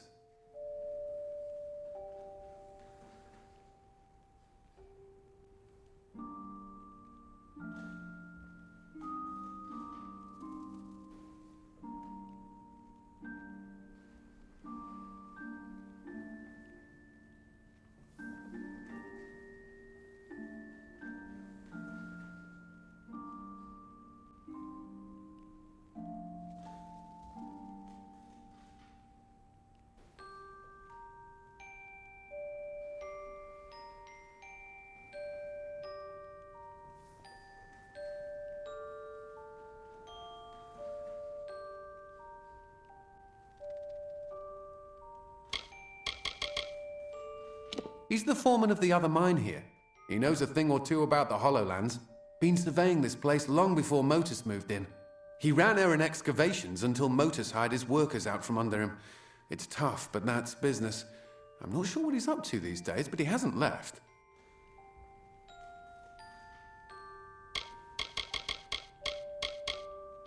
Aaron Excavations? They're the other mining operation in the Hollowlands. Motus's only competition. Not particularly stiff competition, mind you. Especially since Motus wooed all of Aaron's miners with much higher wages.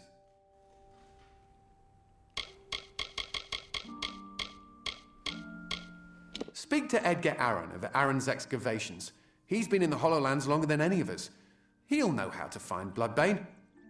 I'll warn you, though, Edgar's bitter about Motus luring away his workers away with higher wages. He probably finds the situation ironic now that Bloodbane is attacking Dunehead Mine.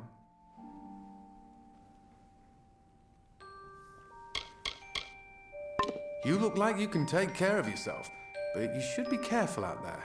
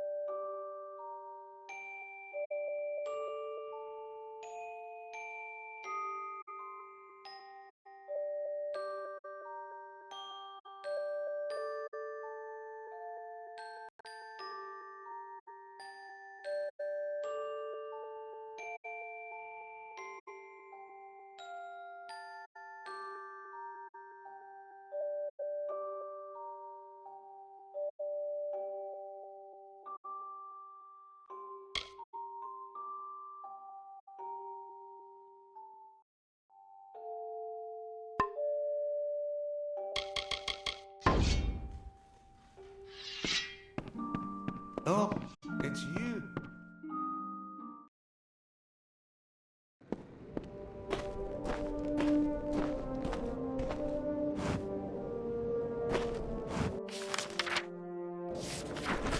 The sun's something. Always bring headwear.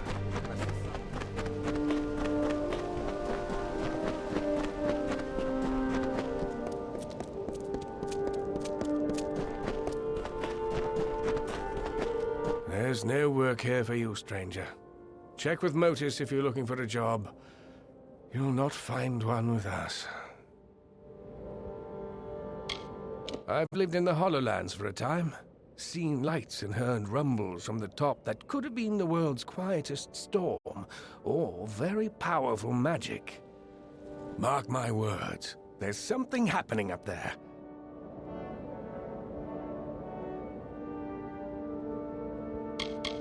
I've spent a lot of time here in the Hollowlands, living off the soil and the wildlife. I thought I'd finally made a living for myself when I discovered the mineral deposits here. Not sure what I'll do now that Motus has stolen my workers, but I'll think of something. Motus will get theirs someday.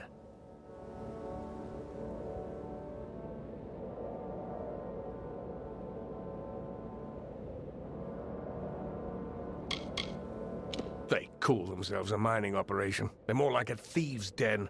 I was in the Hollowlands long before they ever set up shop. Once they got settled, they offered better wages to my workers. Every single one of them is working for Motus now. I couldn't compete with that kind of money.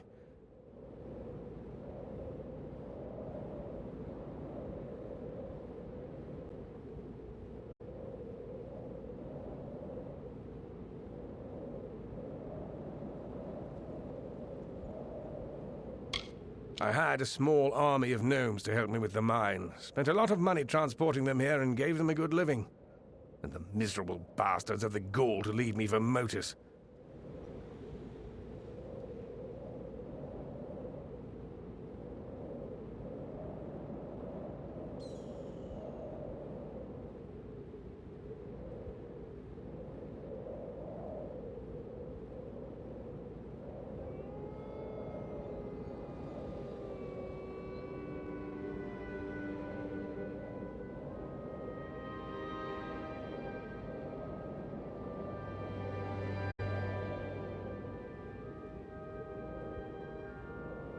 Capstan sent you my way, did he? Yes, I'm familiar with old Bloodbane. This Croddock is extremely protective of a particular pack of brownies. The surest way to draw it out of hiding is to attack those brownies. They help Bloodbane hunt, you see. I'll mark their territory on your map for you. Good luck. No one's been able to best the creature yet, and it would be unfortunate if you didn't make it back.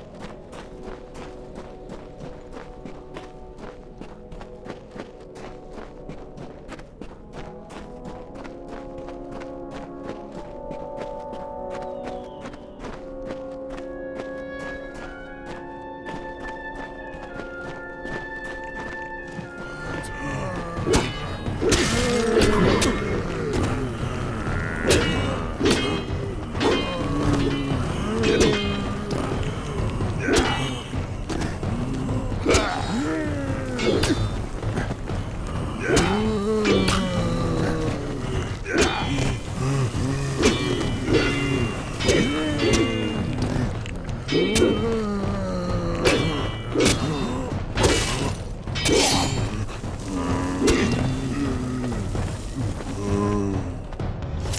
the winged Saina, the mediator of earth and sky, came from Ishara. She beheld the suffering desert and swooped down upon the hollow lands. Her feathers shaded the scorching sands. Her wings cooled the broken ground. Her tears fell to the dust where rivers were born.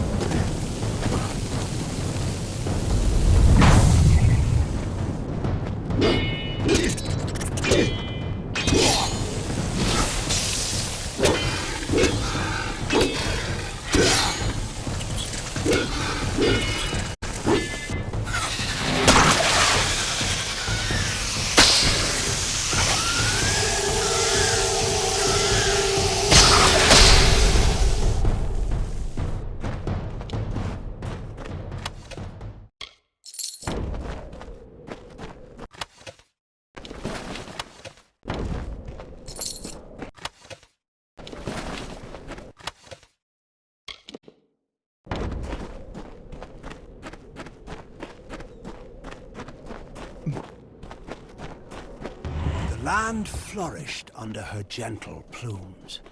As life returned to the burnt expanse, the people crawled from their caves and saw a majestic silhouette against the open sky. They praised Saina and worshipped her likeness.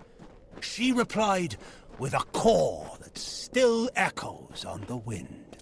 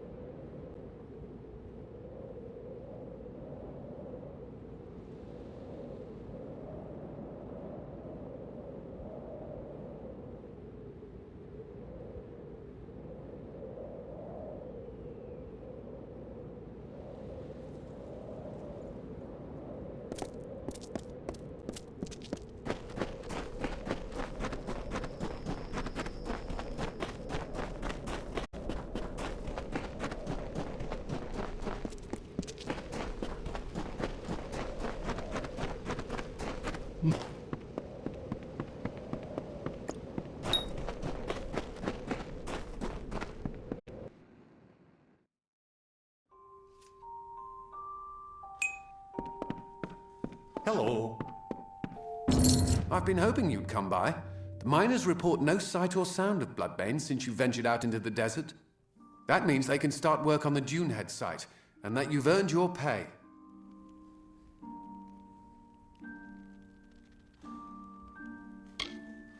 Thank you for ridding us of that menace. If you hadn't happened along, who knows where we'd be? In whatever that thing calls a stomach, I suppose. You're welcome here any time, friend. Though there's not much to do but swing a pick at rocks.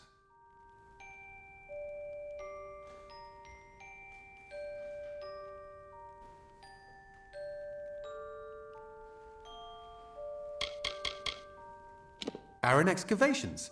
They're the other mining outfit in the Hollowlands, our only competition. Though I wouldn't say that they're particularly stiff competition.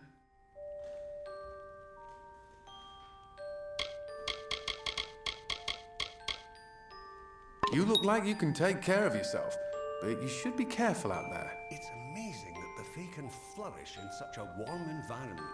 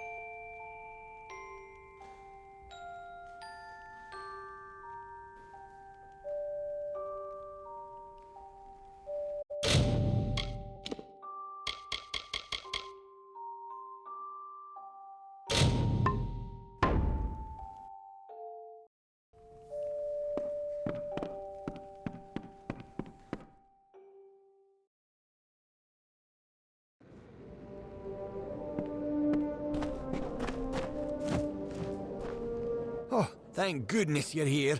It's my miners. They've gone deranged. Bless my beard. Just as both sites were coming back to full operation. The lunatics fled out into the desert. I tried to stop one of them and saw nothing but a blank stare and a strange light behind the fellow's eyes. He looked cursed. This is the work of that Fae. The one who sits atop the hill on the outskirts of town. If you can find that Fae and make him fix this, you'll be duly compensated.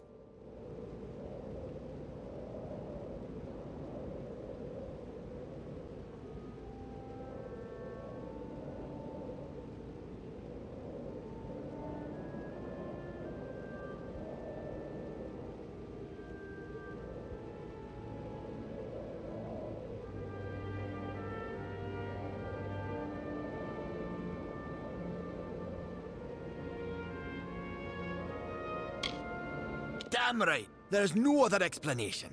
He calls himself Calovar. Polite enough fellow, I suppose, but I've never trusted him.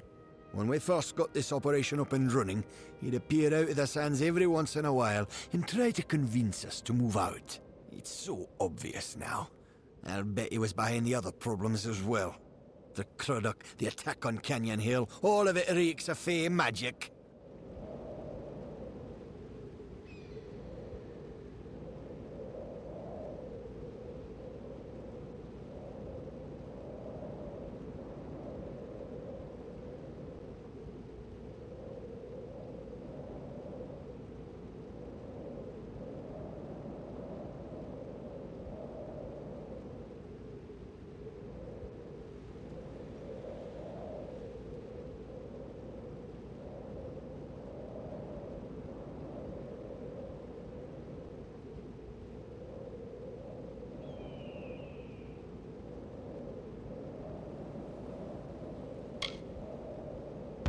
Gulliver watches the mine from his perch on the hill to the south.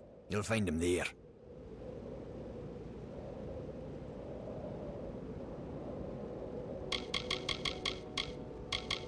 They had an ill aura about them as they ran off into the desert. What they were running from, I don't know. None of them made any sense. They were just yelling, saying things that weren't there.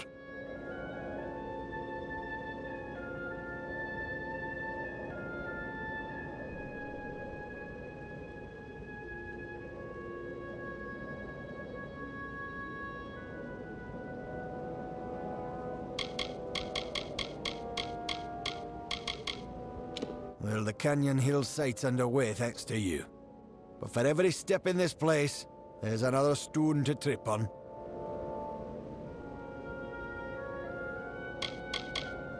Surely you've heard the name. Odessa's most powerful mineral mining interest. Dug the very stones Odessa was built on, and the gems that power her.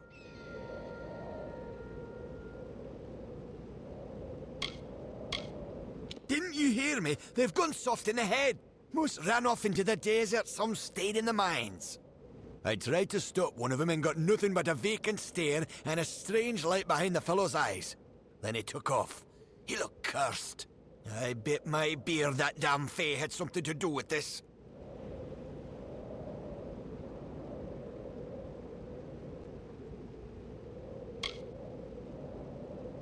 Nothing is going right. Nothing.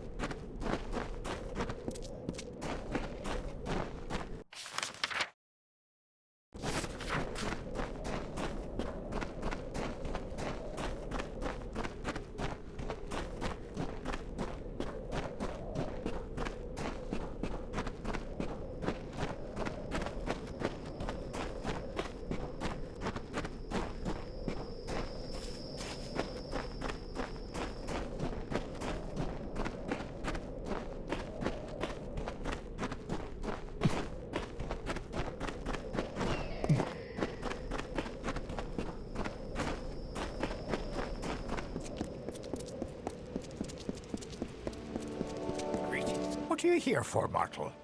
I'll not suffer another child of dust. I've had enough of your lot. Especially those of you calling yourselves Edgar Arryn.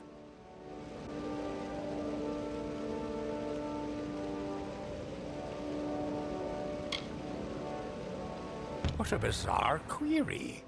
Your miner's plight is not my doing. If you look to rectify their situation, then we share a foe. The mortal that calls itself Edgar Arryn is to blame. Curing the miners of their affliction requires an implement, a fey relic I gave to this mortal. Take the relic from him and find your miners. It is the only way to free them from their madness.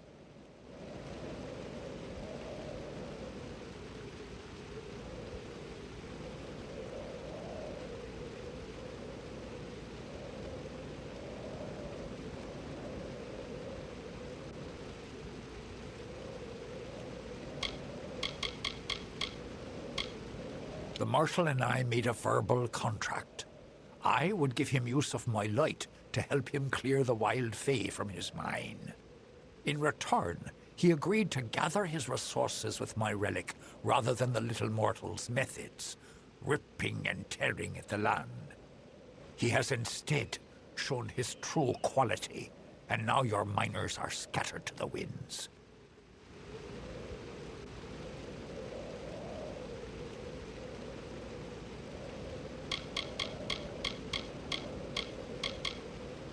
I have heard mortals refer to it as a stone or a jewel. Vast oversimplifications, as children of dust are wont to make. It is my light, as Orenda's lantern is hers. Edgar Arryn asked to borrow my relic to use in his mine, to draw the minerals the mortals find so valuable. I thought him worthy of friendship, and thus gave it to him. Alas, he has deviated from his purpose. The Krennic attacks, the theft of Orenda's lamp, and now this.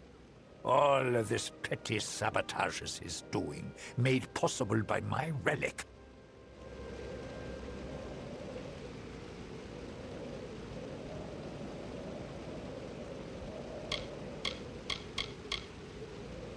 He has fled to his mine. If you truly wish to save the little mortals wandering the sands, you must retrieve my relic from him. You would do well to bring it back to me as well, when you have claimed it. It is a powerful relic, and could do much harm in the wrong hands.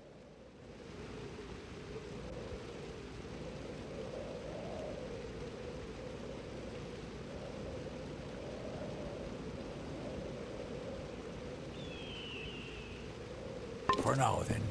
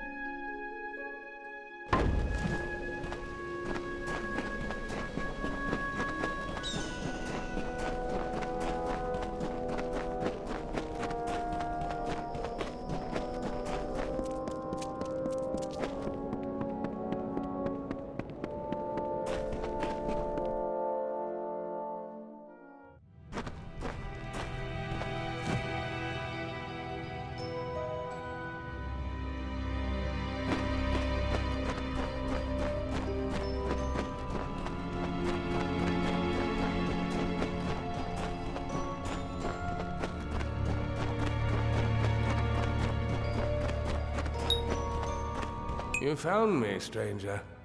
Been speaking to Calavar, have you? You've been putting out fires from motors all over the place, I hear. What can I do for you this time?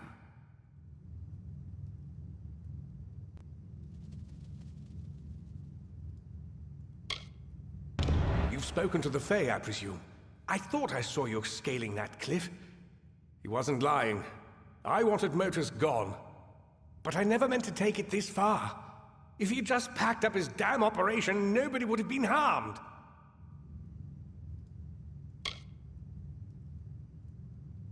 I did. With this little stone Calavar gave me. Simply thinking a thing makes a wild Fae do it. Unfortunately, I couldn't keep old Bloodbane from falling for your brownie bait.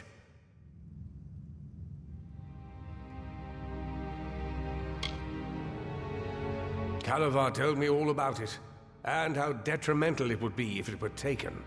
Then I just had to tell a couple of gullible cutthroats about this incredibly valuable Fey relic buried in Shadowthorn Hollow.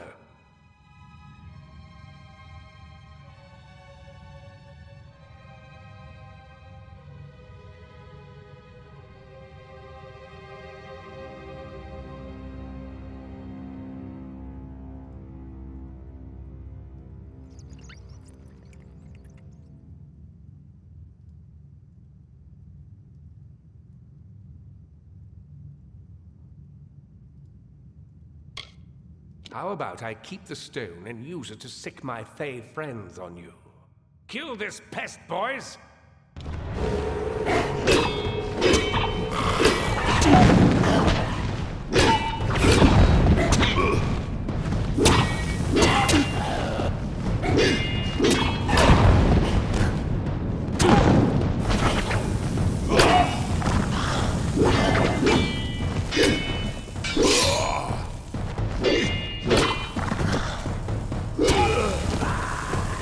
My workers have abandoned me, and I haven't made a single coin from this place.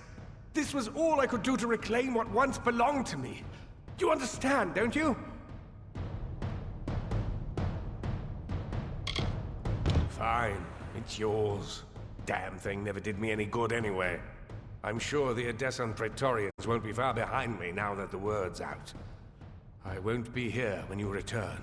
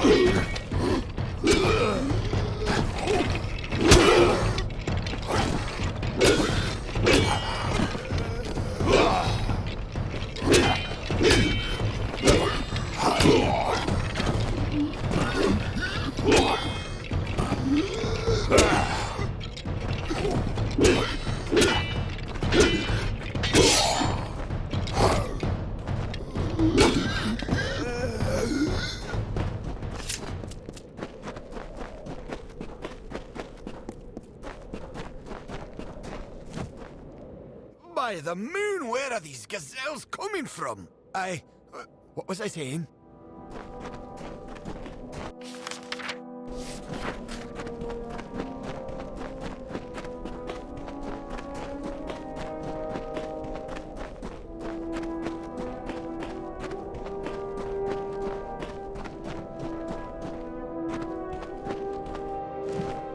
Reginald, what do we do? The house is aflame! The house is aflame! What? Oh, where is this? By my beard, how did I get so far into the desert?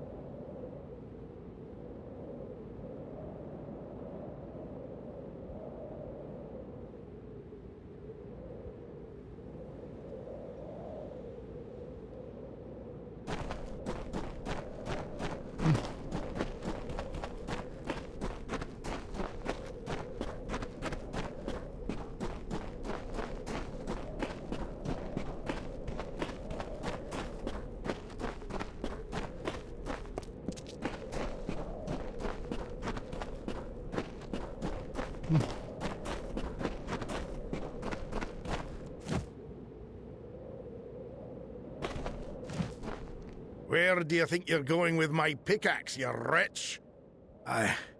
No. Where is this? I promise this is the last time I partake in Detyre ale.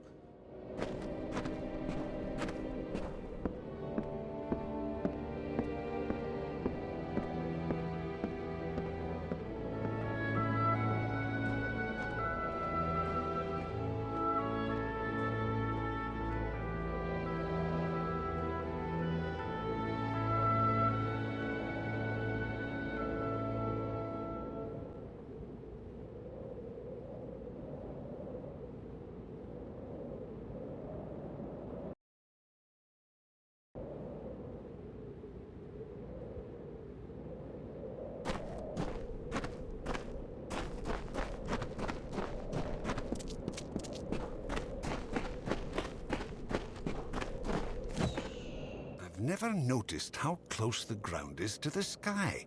I mean, I do now. It's a mistake I'll never make again. Wait, what was I saying? Oh, dear me, I have to go.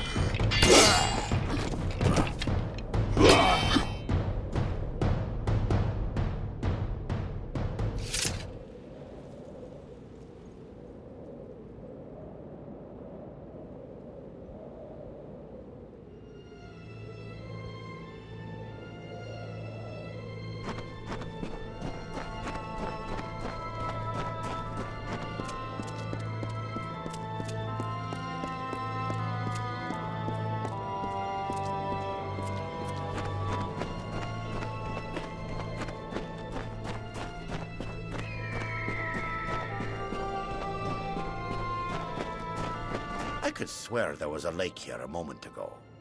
What? What happened? What in blazes is this?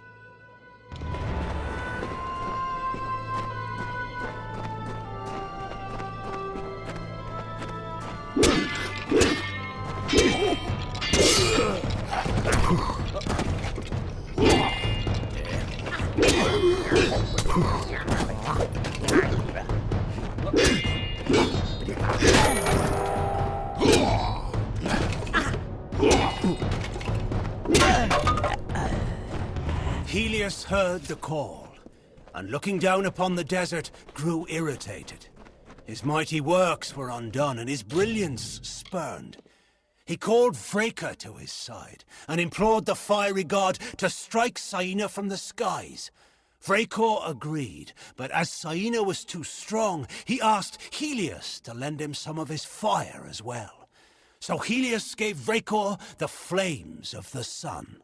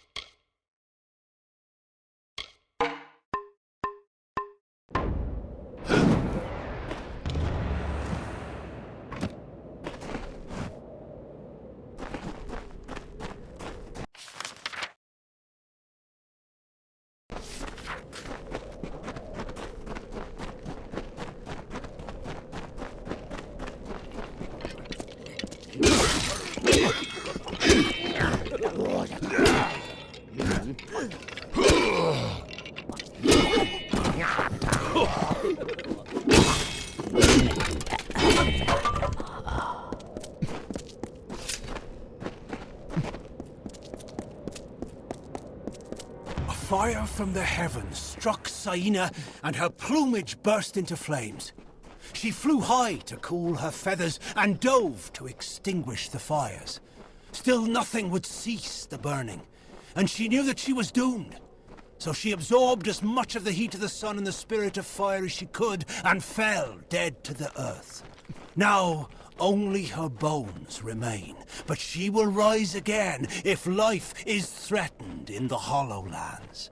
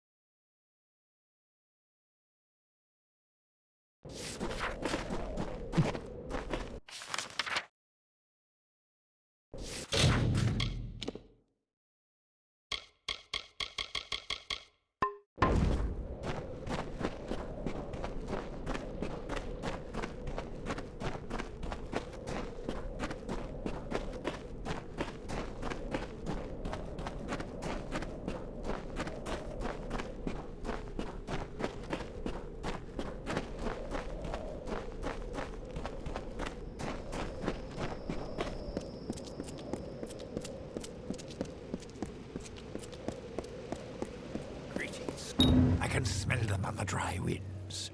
Your eyes may not see the natural decay, but I assure you, it is there. The little meddlers may do their worst. The Hollowlands will endure it and mend the wounds they make.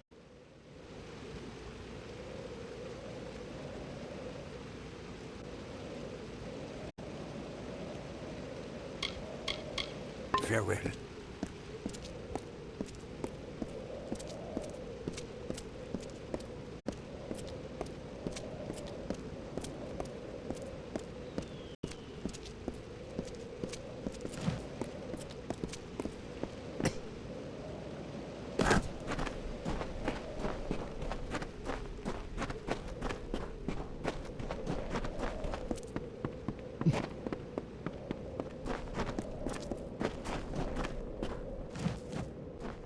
Well, it looks like everyone's back or on their way. We're in your debt once more. Edgar's facilities are vacant now. They're yours if you want them. They were never particularly profitable once his miners left him. But in the right hands, a few of the miners feel so indebted to you, they'd like to work there for you, if you'll have them. You should visit the mine when you have a chance.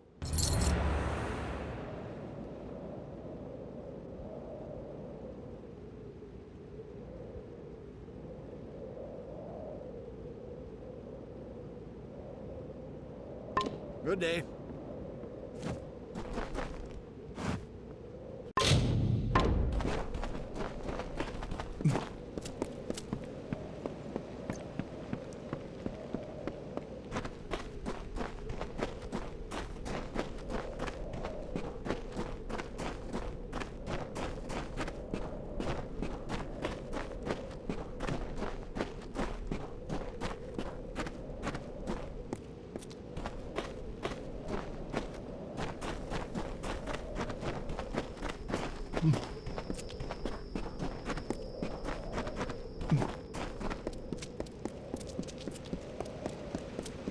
Greetings. I shall relieve you of the relic. For a mortal, you are remarkable. I can see something lingering in your eyes, something fey. It is both fascinating and perplexing. But, as you mortals say, the dust has settled. This region was on the verge of catastrophe, thanks to Edgar Aaron. It was fortunate you were here to stop him. For now, then,